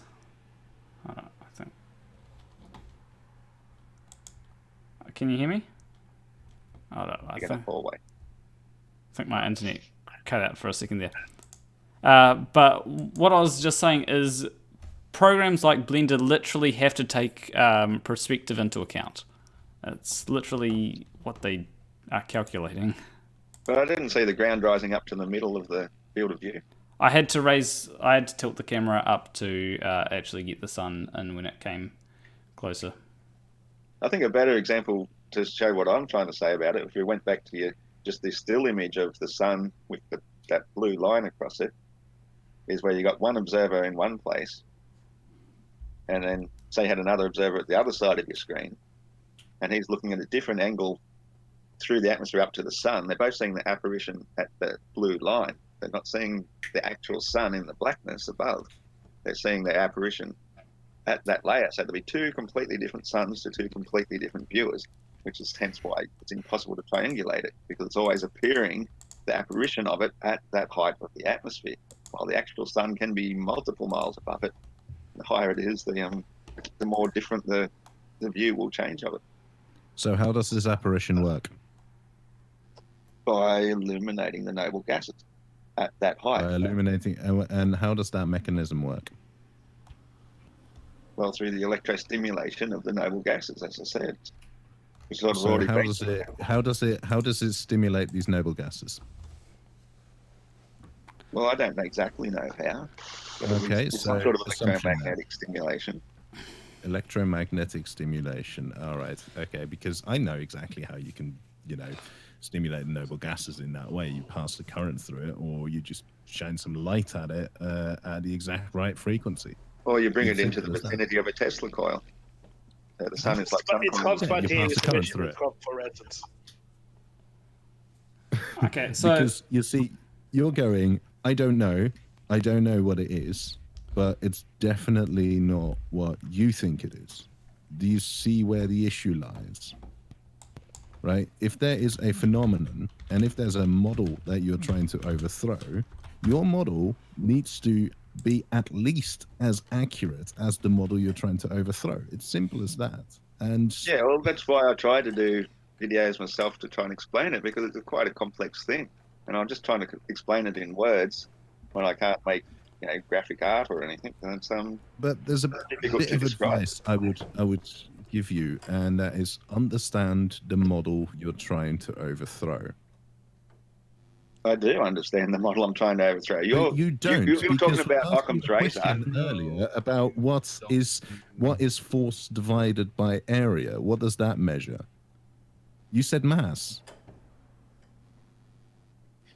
I mean, if you don't understand something force that is divided by area. basic, yeah. I never said anything of the sort. I think that's a nonsensical question, to be honest. What force are you talking about? Any force. We're talking about Force per unit area. Thing. You said mass, and it's incorrect, right? That's a very basic, extremely basic part of Newtonian mechanics, right? You don't have a full working model of that. And you are talking about fluorescence and noble gases, in which you need quite a nuanced understanding of quantum mechanics for that. So how do you expect to understand quantum mechanics if you don't get the basics of basic Newtonian mechanics?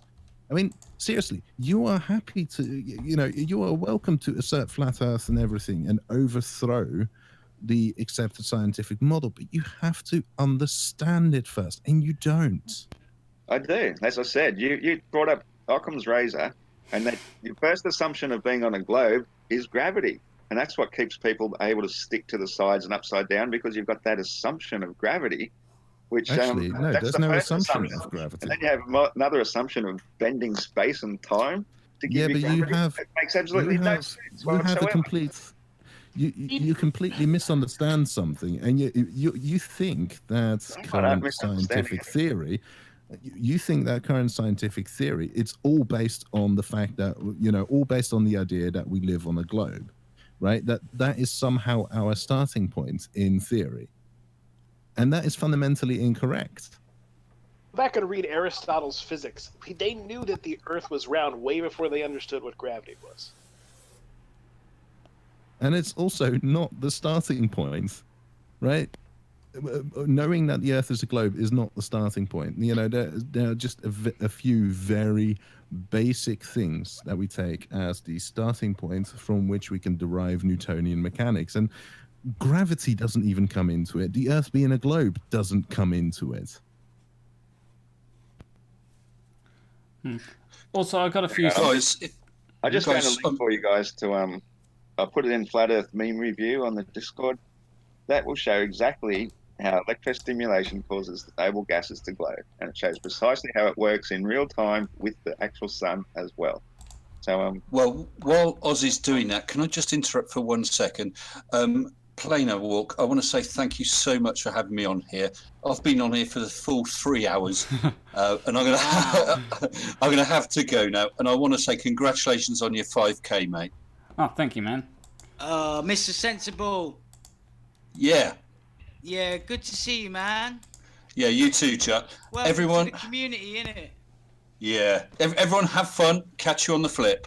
All right. Bye-bye. So, Flat Earth Aussie Jesus, I'm still got a few more things to read out. But what I'm going to just ask is, do you know what the Dunning-Kruger effect is? Yeah, I do. I have heard about that, where they say that somebody without the qualifications who thinks they're more qualified than they are because they don't know that they don't know. Yeah.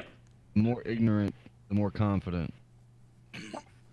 Yeah, and I'm not coming from a place of ignorance. I know what I'm talking about. That's where I got my confidence. But that's the thing. You don't. And you don't. And I have to. You're demonstrating it right now. Really stress here. You are talking to a physicist here who is saying you haven't understood very basic things about physics. Literally getting I think that information just about because how you've light got ways works. to measure it doesn't make you YouTube video with a Gnarls Barkley song behind it. The thing is, Ozzy, what these things that you're talking about, and this is what AB does. This is his thing, his job is what he does. So yeah, but he does it in a classroom from a professional point of view that you don't do understand. It in a classroom. You do. I go out into reality and watch the noble gases glowing for myself. See all the various layers of them, at different times of day, and they're really quite spectacular. Yes, and but when you're watching the full moon rising up through it as well, advancing towards you, it's even more spectacular. This is the sort of stuff I do regularly, all the time.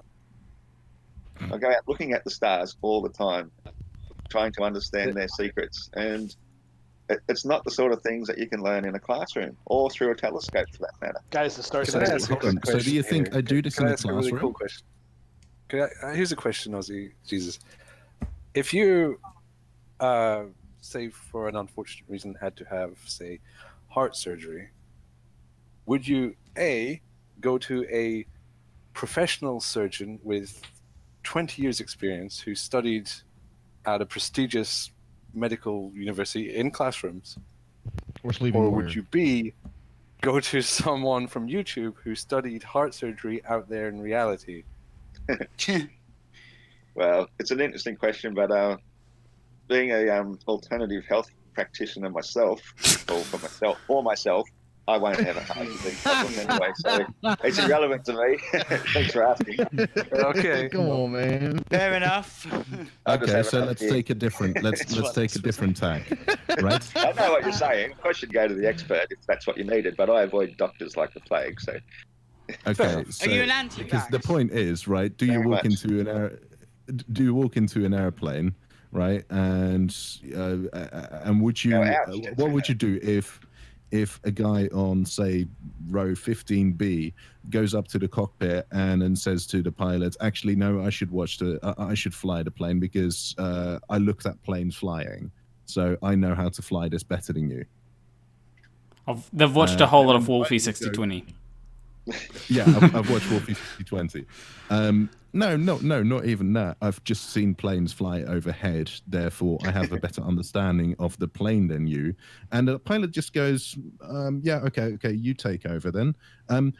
How fast would you get off the plane? I'd give him the benefit of the doubt. Really, really? I don't know Well, if you might be still there. I'd fucking get off the plane if it was me, sunshine. Fucking run. They fly themselves, those things. Yeah, it's all computerized. But anyway, I've got a few super chats to read out. Demonic Devros, $2 Australian says, an apparition has no mass. Please explain. Well, it's a ball of light, so no, it doesn't have mass. I actually wanted to ask you to define the apparition and what evidence. I'm aware it's can just come back to a that. very, very bright stimulated glow caused by the actual sun itself. So separate from the sun. Yes, yep. Not Okay, like this is going in very, very narrow circles, very small circles now. So I'm going to go and shoot off. All right. Planarwalk, congrats on the 5K. All right, see ya. And we'll catch you all later. Okay. AZ. Just so we're clear, See you there is later, a sun, baby. though, right? Go There's a out, sun. Go for another fucking drink. It's with that making guy. its apparition. That's different. Right, now make way for the real fucking scientist. So I'm joking. the next super chat is $2 New Zealand from NZ Pure. Hey, that's real money. Saying, so Flat Earth Aussie Jesus. So your narrative is unfalsifiable then?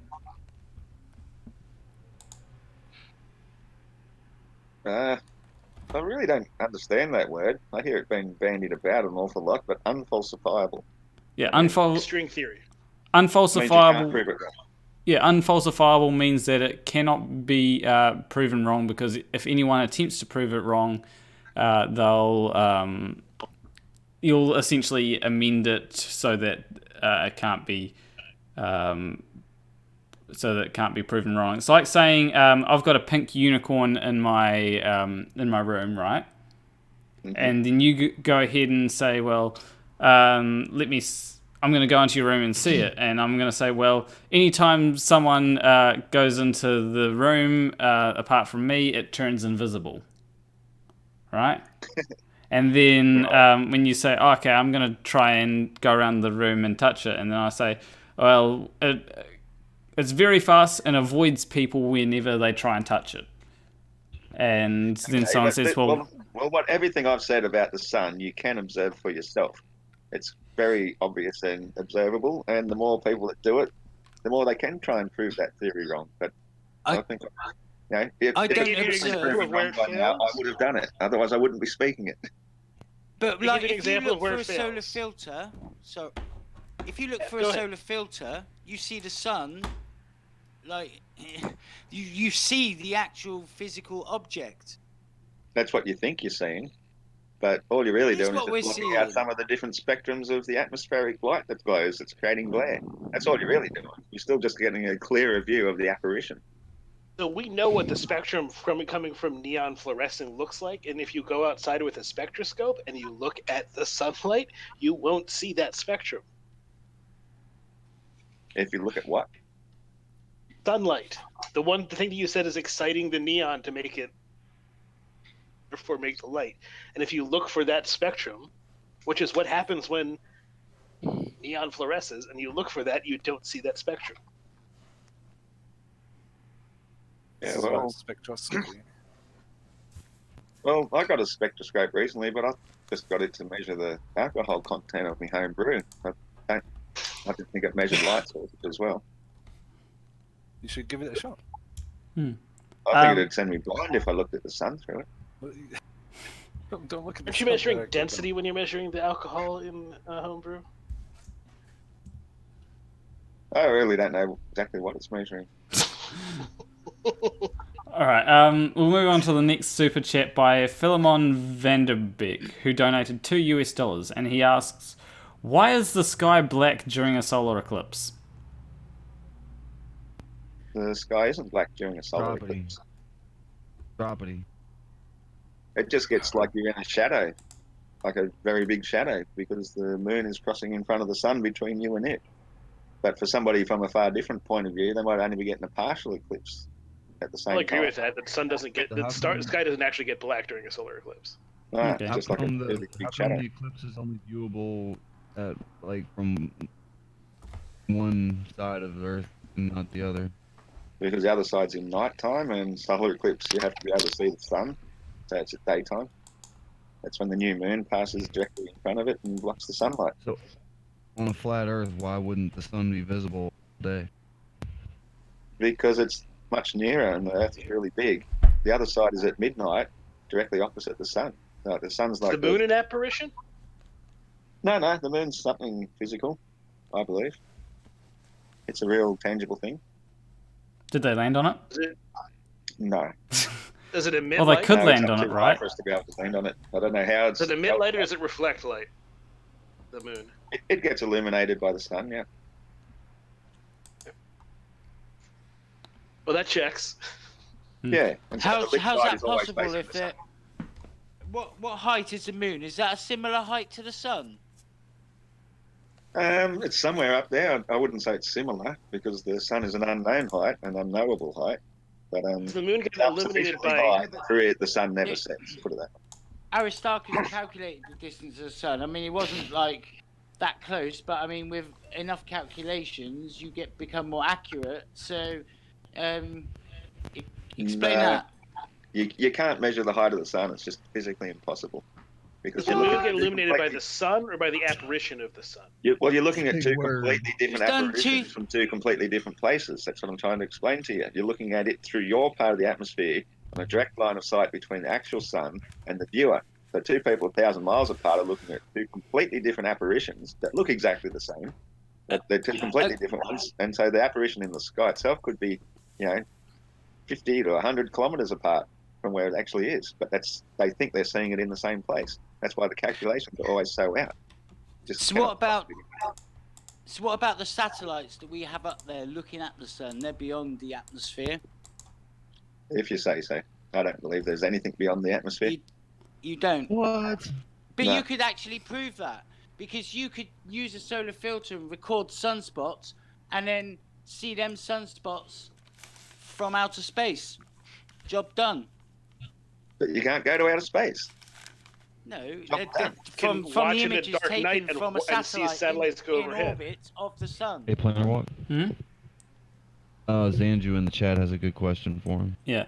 I would still want to get through the rest of the super chats because I'm... Yeah, go for it. Yeah. So 1 minute... Add him up. 1 minute Debunk says...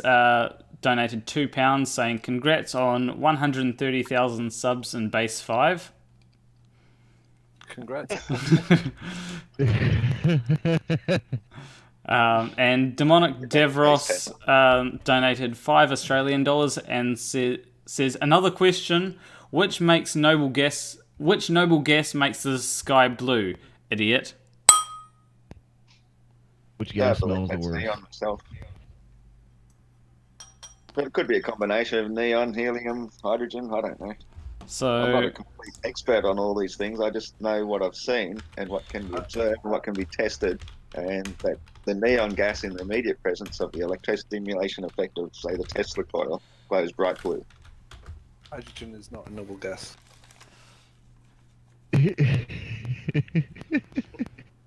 What's not a noble gas? Hydrogen is not. Well, no, but it could still be glowing. I mean, what makes a noble gas noble? You asked me that before. I said, tell me what makes a noble gas noble. Electron shells are full. Yeah, they don't react with anything really. Okay. But yeah. Dunning-Kruger squared. So yeah, Zanju was asking, says, ask about the Antarctic midnight sun. It's basically impossible in flat Earth. Antarctic midnight sun? Yeah. So when you're in Antarctica, you get, basically, in the summer, you get 24 hours sunlight. Yeah, I'm not so sure about that. Most of those videos seem to be a bit doctored or edited. And if so, there is also this thing called the coffee cup caustic effect, which does bend light around. So you might be getting daylight 24 hours, but you're not actually physically seeing the sun. Videos that you use for all this reference that you've done about flat Earth, are any of them edited or contrived in any way, or is it just the stuff that shows a globe Earth?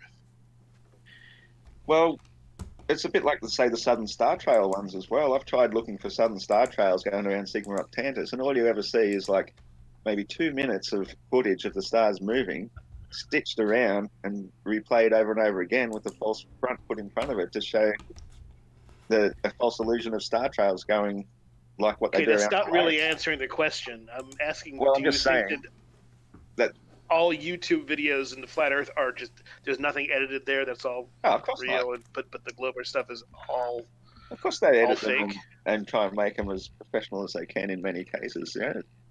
But Well, that's not the same as trying to observe a natural phenomenon and say it's real, and then you can actually see edits in it. That's a different story altogether. Now, if a flat Earth scientist got down to the from Antarctica, the Antarctic or the Arctic or from Alaska, where people say, people have been to Alaska and say, or people have been in Norway and it's midnight. That's easily explained in the North Pole, absolutely, but in Antarctica, I don't think it happens the way that they say it does. But around the North Pole, it's quite possible because as the sun is further away, it appears to take a smaller circle, but people in the north can see it for 24 hours. Ozzy, to just say I don't think that it happens in the way they say it happens, trust me, it comports with reality on a globe. If you could get your head around the mechanics of just standing on a rotating planet, and I've been close to the equator, and I lived in Norway, so I've seen the sun, and the fact that the globe's rotating faster at the equator, the sun sets slightly quicker and it gets dark quicker. It really gets dark. But up in even in England, in the summer, it takes much longer to get dark, and that is totally understandable if you're standing on a globe. No, well, it also works for a flat Earth just as easily without creating the false assumption of being on a spinning ball in the first place, because again, Occam's razor, that's an assumption. But with the planar Earth, you're seeing the sun moving. That's what you see. So Occam's razor says it's the sun moving, not the Earth. Yeah, but in your model, it would have to speed up and slow down. No, I told you already. It doesn't have to do that at all, because it's going the same size circle the entire time. Getting further away makes it appear to go in a smaller circle, which is why when it's approaching the Tropic of Cancer at June 22nd, it's at the maximum height. Even the globe Earth says it's an elliptical orbit and it's next to 3 million miles away during that time of year when the north is in summer. Okay. But in fact, it's just getting a bit higher, or quite a bit higher, a degree each day, to the point it appears to make such a small circle that it creates a 24-hour sun in the northern center. Okay, Flat Earth Aussie Jesus. One thing that I just want to say about is Occam's razor here. We can predict Using the globe model, we can predict exactly where the sun should be in the sky. There is no flat Earth model that can predict this. Yes, it does. It works exactly the same way, except in reality, you're tracking the actual path of the sun as it gets higher and lower, not believing you're on a spinning ball going ridiculous speeds going around the sun. Well, can you give me a system for predicting where the apparition will be at any given time for any given place? What was the first part of that? Can you give me a system or a method for predicting where the apparition of the sun will be for a given time and place? Well, it would depend on your latitude, what side of the equator you're on, how far from the equator, and what time of year it is. So, as I said, as it gets higher and higher up until June 22nd, it's always going to appear far further north from wherever you are. And then as it gets back down again, the equinoxes, it goes directly around the equator to everybody's point of view on the plane. Then as it keeps getting further and further south, for those in the north, it can get so low on the horizon that eventually they get in eternal darkness. 24/7. Could you maybe put this into an equation and iterate what you said there through is it, not give a us a specific table? method. Well, yeah. That's going to be different for every person's point of view. So how can I give you a fixed equation for a formula that says you can do it for a particular place, sure, but you know, everybody lives in a different place. So what's the point of giving a formula for one place when everybody's going to need a completely separate formula? Well, you would describe how you made the formula for one place, and that would give you the recipe for making a formula for any place. I'm so sorry for going You there. can just map it. Yeah, that's what the sun NLM does for you. You can take a picture of the sun every day at 10 a.m. If your camera pointing the same direction, you see the sun NLM. That's why the bigger part is at the bottom of it, because that's when the sun is nearer to us, so it appears to go in a bigger circle. The equinox is the two crossover points, and the top part of the NLM appears smaller because the sun is further away. But in reality, they're all the exact same size circles. It's a perfect hourglass figure eight. But to our appearance, it appears to have the small circle on top, big one on the bottom, because that's perspective. That's not true in the southern hemisphere. The big part of the NLM will appear on top in the southern hemisphere. Why does the position change though? You know, the nearer something is, the bigger it appears. Then why doesn't the sun get larger in angular size? Because the atmosphere is still the same size the whole time. What? You shouldn't change the size of the... The apparition remains the same size despite the actual distance of the thing causing the apparition. Why? Because that's just what the atmosphere does. I don't know exactly why. We just observe You can't what just say, happens in I reality. don't know, if you're claiming this is something that works and then saying, but I don't know why. I mean, come on, give us something. I don't like it. Well, I've told you, it's got the same amount of force because there's nothing above the atmosphere to block that force. So when it reaches the atmosphere and causes the apparition, it's still always going to be exactly the same size. I just question though. Why does the position? Yeah, I could ask the same about the globe model. Why, if the sun is 3 million miles further away, is it still the same size as in summer as it is in winter? Because I'll answer that because the sun is gigantic, and we are 93 million miles away from it, give or take, and so a difference of 3 million miles is not that much. Yeah, well, the same thing applies with the flat Earth, except it's done to real scale, where it's probably more done in hundreds of miles, as opposed to millions. Because how it works in the globe model is during the, obviously summer, it receives more sunlight, which is what makes a difference, not the fact that it's closer or further. No, but you say it's a slight tilt gives you the seasons, but 3 million miles is, and it makes sense. far less than it the makes slight sense tilt. when you look at how the sun tracks through the sky and then sets. And that's another thing. When the sun sets, you can be standing on the ground and it's cut in half by the ground you're standing on, and then the Earth continues to rotate and then it disappears. That makes sense on a globe. It might make sense if you believe in fantasies, but in reality, perspective means that the convergence point cuts off distance things makes bottom sense first. to me. I was taught that, and I see that. It makes sense. It made sense to me too when I used to watch hundreds of thousands of sunsets. I used to believe the same thing myself. Trust me, I know what you're going on about. But when you finally work out how convergence works and obscures things in the distance... You've also got to think about Did you just say you've seen 100,000 sunsets? How old are you? Seen a bunch of them, bro. Hundreds and thousands. Okay, that's more reasonable. Just busting your balls, man. It's all good. Why does the path of the sun through the sky change, though? Because of the height.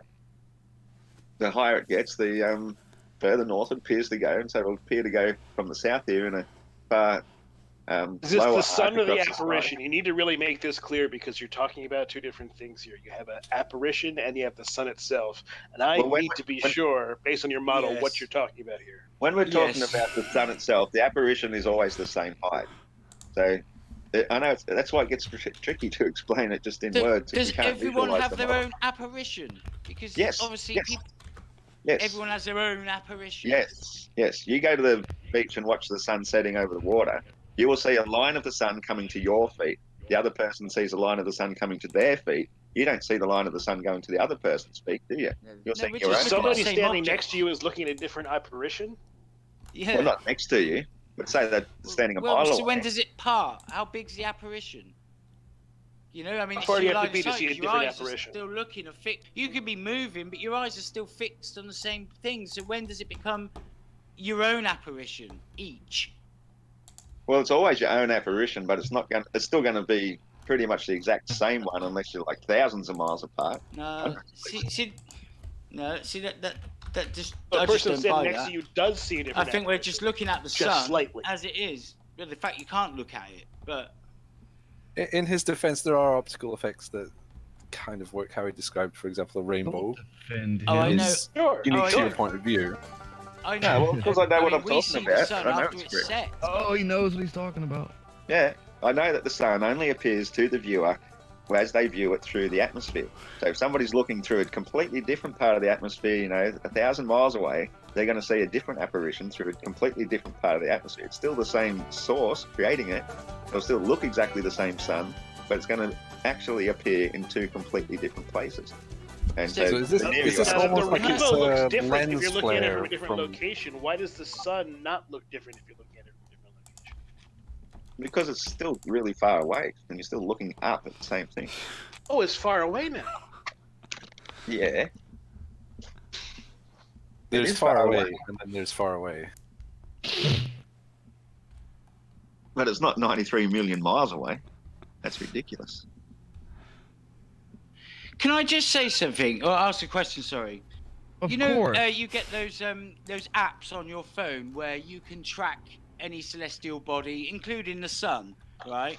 So you can track it on your phone, right, throughout the sky, okay, and then, like, if there would have to be a globe lie, because then you can track that going beneath your feet and back round and up the other side. That is not going in a circle. So do they literally write a program to track the sun, and then they rewrite a program to do that just to keep the globe lie alive, and then when sunlight comes again, then it comes back to reality? Is that what you're saying? No, I just think Those they've apps track completely the sun going beneath your feet. they've completely misinterpreted it, and they can't apply real scale to it. No, It's I as haven't. simple as that. But they get No, the right no, that answer. makes no That's the sense. interesting thing. Yeah, Go well, on. you can probably model it many different ways if you really wanted to, but it's still not Yeah, going well, to come close to reflecting scale. No. Real No, scale. no. What I'm saying is, one Hang on, minute when it's wait. above you and you can see it, the app is tracking it. When it's going beneath your feet, do they rewrite a program? Because obviously, if it's tracking the sun, it's going beneath your feet. Then it's going beneath your feet, isn't it? If it's tracked it going above your head, but for that to be, if it's a globe lie, which is what I continuously hear, the globe lie, then do they actually write programs to pretend it's going beneath our feet just to keep the globe lie alive? That's what I'm saying. It's not how we interpret it.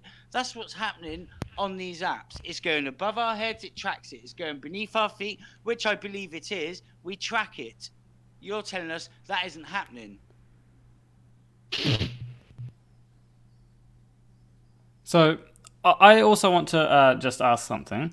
So Flat Earth Aussie Jesus, I think that what... Oh, he's muted himself. He's AFK. Yeah. He's here. Yeah, but here. I just wanted to say what he should do is... I mean, he's gone ahead and... he's gone ahead and done a computer course. Yeah, so you've gone ahead and done a computer course. What you should do is you should write a program that uses flat Earth logic to determine where the sun should appear, no matter your location. So if I'm... Oh, haven't you heard that Deep Inside the Rabbit Hole has just come out with an app recently with many updated features and everything, and it shows exactly the true position of sun and moon and many other features as well, exactly as they appear on the flat Earth. So there is now an app, a proper correct model, working model that. Okay. What's it called? Well, Deep Inside the Rabbit Hole goes by those initials, DI.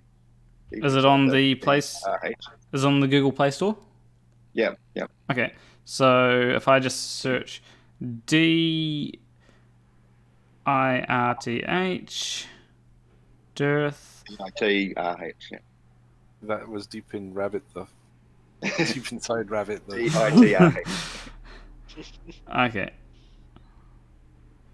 And Flat Earth app, maybe. Sun and Moon app. Yeah.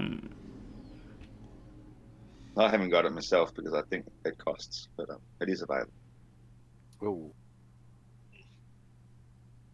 Oh, so it's the Flat Earth, Sun, Moon, and Zodiac clock? That'd be it.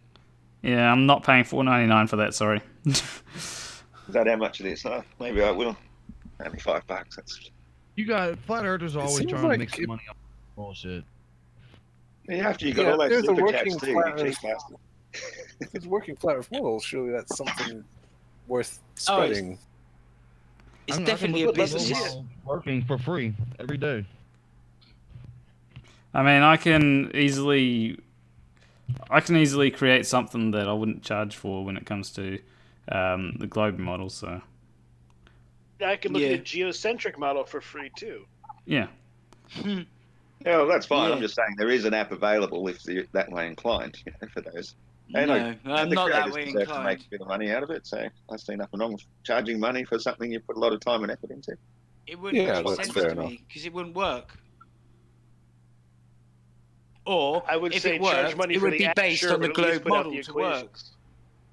Well, a lot of people are claiming it's not really working because when they look outside and see the sun, it doesn't seem to match what the app is saying. Shocker. And that is why I'm telling you that they're showing the actual position of the sun, not the apparition of it that you are seeing through the atmosphere. And if you can understand that you're looking at it through a layer, which is the atmosphere, which is much closer than the sun, that is why the position won't look exactly accurate, even though it is 100% accurate. Aussie, the whole problem. So this is that's that what's Occam's razor thing again. So you're unfalsifiable. saying that the reason why you can't see it is because you have to add this new thing into your equations to understand something, because the flat Earth model doesn't actually predict this correctly. So you got to add this whole new thing. Well, if you're looking at an app in 2 dimensions, that's the whole problem, isn't it? Because you can't show height on a flat 2-dimensional image. If you're looking from above, you aren't going to show how high the sun actually is, so why you're seeing it at that particular angle that you truly see it. Because it's always going to look as though it's going around the equator. I'd rather have a flat Earth model that showed where the apparition would be, because that's something we can actually test. Well, I don't know. I haven't looked at the app, so maybe it does show where the apparition is. Yeah, Aussie, do you know Wade's Underworld? Any what Underworld? Do you know Wade's Underworld? He's a channel. He takes observations of his own that proves the globe. No, I don't know that. He's an Australian, and an observation he made was, when the sun, obviously, it goes around the flat Earth.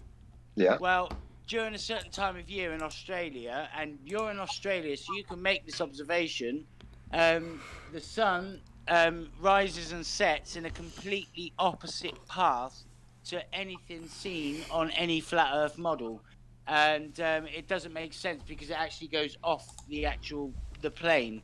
So that debunks the sun. There you go. And that's that observation you can make in Australia for yourself. To add a bit more detail, in the southern summer, so Christmas time, I guess, the sun will rise and set to the south of the east-west line in the southern hemisphere. Yeah. That's right. In the flat Earth model, the sun never goes there, but That's impossible in I the guess flat you're Earth going to model. just say the apparition does, but that's Yeah, well, it's because as the sun is It's nearer, impossible. that's what causes it to appear to go south. Because the actual it's sun is still impossible. going around the equator, but the apparition, because it's so much closer, makes it appear. But the sun Wait. still. Hold up, I just got a question. So you said earlier the sun going further away is. Wait, so did you say that the sun going further away makes it appear north? Yep. Okay. Oh yeah, that makes sense. But my big question is, why does the sun going further away make it appear north? Why not south? Because as I explained, as something gets further away, it appears to make a smaller circle, which would, for all intents and purposes, if you were thinking of it in 2D, you'd think it would be slowing down a lot. But in actual fact, it's just distance making it appear to go a smaller circle, which obviously makes it appear to go north. I ask you a question about this apparition, because this is fascinating to me. Please. Is the apparition spherical? Is it spherical, or is it a disc? And how big is it? Well, you can see it for yourself. It is what it is. It's the sun. You clearly have an idea about what this apparition is, or something, right? So is it spherical or a disc? No, but can I just correct him? He said it wasn't the sun. The sun is behind it, going up and down. We see the apparition for ourselves. So it's what we refer to point. as the sun. Right, the sun makes the apparition. Yeah. Is the apparition itself? Is it a sphere? I don't know. That's a good question. I'd say it's definitely circular from all points of view, but I wouldn't necessarily say it's spherical. But how much energy is this apparition putting out? All of it. All of it. All the energy. Yeah, man. That's a lot. Overload. Heaps. Yeah. There's no loss of energy between It's what the fucking sun does heaps. and You're the right. apparition. At least 7, surely.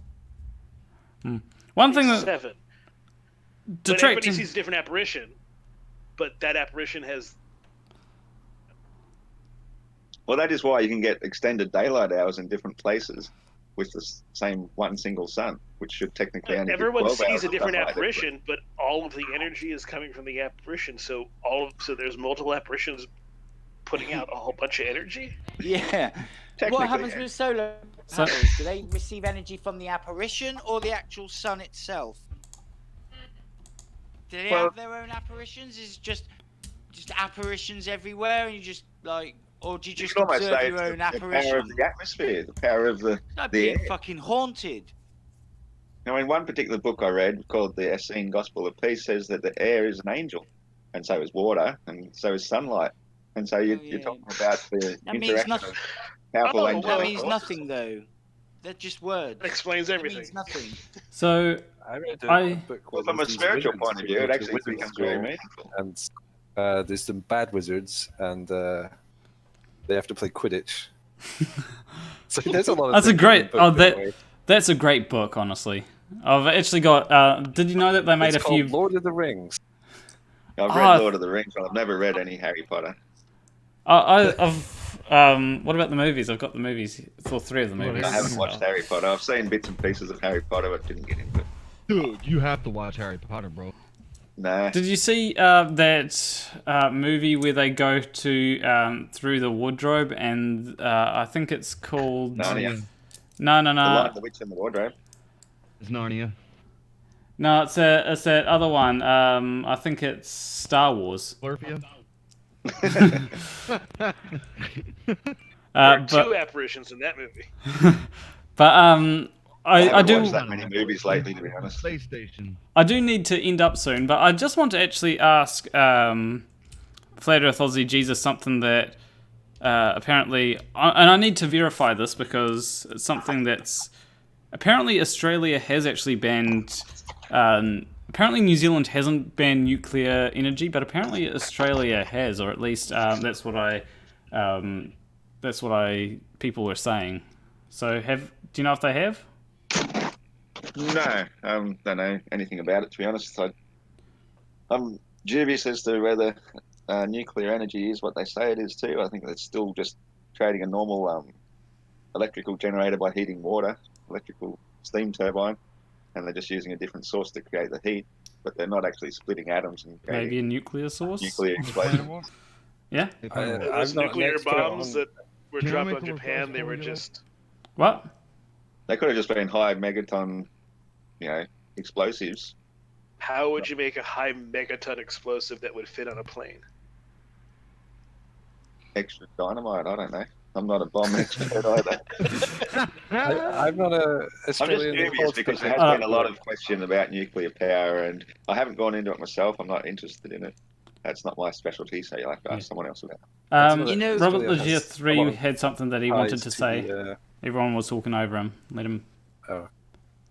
It's a silly little thing. I'm just wondering if Aussie Jesus can say that's not a knife, this is a knife. When I went to the States as an exchange student at 16, that was the year after Crocodile Dundee came out, and the amount of times I was even called Dundee over there. It was a great time to go to the United States, I can tell you that. That film was massive over here. Yeah, people just loved my accent. They just always say something. Yeah, it's awesome. What do you want me to say? Bugger off. My mate lived there for 3 years. He came back with an accent and he wouldn't drop it. Are you going to say it? He kept it going. He was picking up birds in clubs just with the accent. Yeah, I used to wear my Yakuba all the time over there to pick up birds. Are you gonna say it though? Oh, that's not a knife. This is a knife. Yes, bruh. Fair play. Yeah. But anyway, I'm going to end up the stream here. I think it's nice to end it on a good note. Yes. Thanks for being a good sport. Yeah. Aussie Jesus. Yeah, no worries. He's always a good Congrats sport. again for your 5,000 subscribers. Yeah. Good on you. So I will actually be having a special, but it will also be the one year special of Flat Earth News. So Flat Earth News for the win. So yeah, that's been going on for a year. So, but yeah, if you want to support me, you can do so on Patreon. I think there's a link in the description. If not, I can put a link in the chat for anyone who wants to support me financially. There is. Yeah, I need beer money too. Better off though. Better off just do a copy of your credit cards and send them directly to Planarwalk. Yeah, that's the one. Look, Yeah. even if you don't agree with me, you can always sub to my channel so I could get up to 1,000 subs. So at least I can start advertising and going live. I've subbed to your channel already. I mean, I'm gonna sub to you. I meant to do it before. I mean, I'm still under 400. I need to get 1,000. So. don't you need to have? I'm only one person. Don't you also need to have the 4,000 hours of watch time to monetize your channel? Yes. I believe so, but at least I think I can still do it live from my camera. I don't have to be using my laptop, which has terrible sound. Oh, okay, yeah. 4,000 hours, that hurts so much. Yeah. Oh, yeah. Everyone go watch 1 Minute Debunks content back, all of it. I've only got 45 minutes of content on my channel. Go and watch my song called Spinning Ball. 200 videos, 30 minutes of content. Just become Planarwalk, can I say Jack Black. something? Yeah? I just want to say total respect, man. Do you know, this has been one of the best streams that I've seen, let alone been involved with. I mean that. It's been awesome, man. Okay. Respect, Aussie Jesus. Cheers, mate. And congratulations on your 5,000. Thank you. Cheers. Yeah, what was your yeah, name man. again? Sorry? I'm really good at forgetting. Me, Jut Monk. You're Jut Monk, Yeah. okay. Who's the I'm already subbed your channel, Aussie, anyway. Ah, cheers. Did you see my song Spinning Ball Earth Magic? I don't get a lot of time to watch many videos, even like my mates. Sometimes I ain't seen all theirs, so yeah. It's, I like to tough, rewrite but- lyrics to songs and flat eartherize them, and I did that one right. too. What is it? The Californication song. Oh right, yeah. I was quite happy with my last Hot version of Chili that one. Peppers. Yeah. Yeah. But anyway, we'll go to the outro. Leave a like and subscribe if you like that stream. Leave a comment of what you'd like me to do for future streams. I'm always open to suggestions. No, it's got 42 likes. Wouldn't want to upset that. He's nuts. But But yeah, anyway, I will see you in the next stream. Between you and me, thank you for watching. Cheers, bro. Anyone have any suggestions of what I should play to lead us out with? Californication. Enter Sandman. Yes. They might be the final frontier. Doom, doom, doom, doom, doom, doom, doom.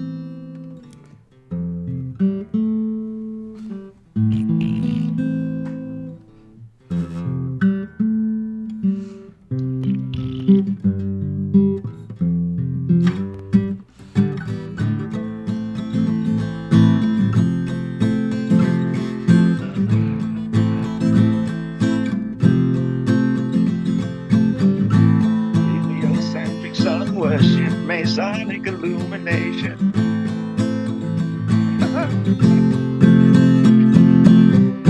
You feel the beating pulses in the sound spit all imagine.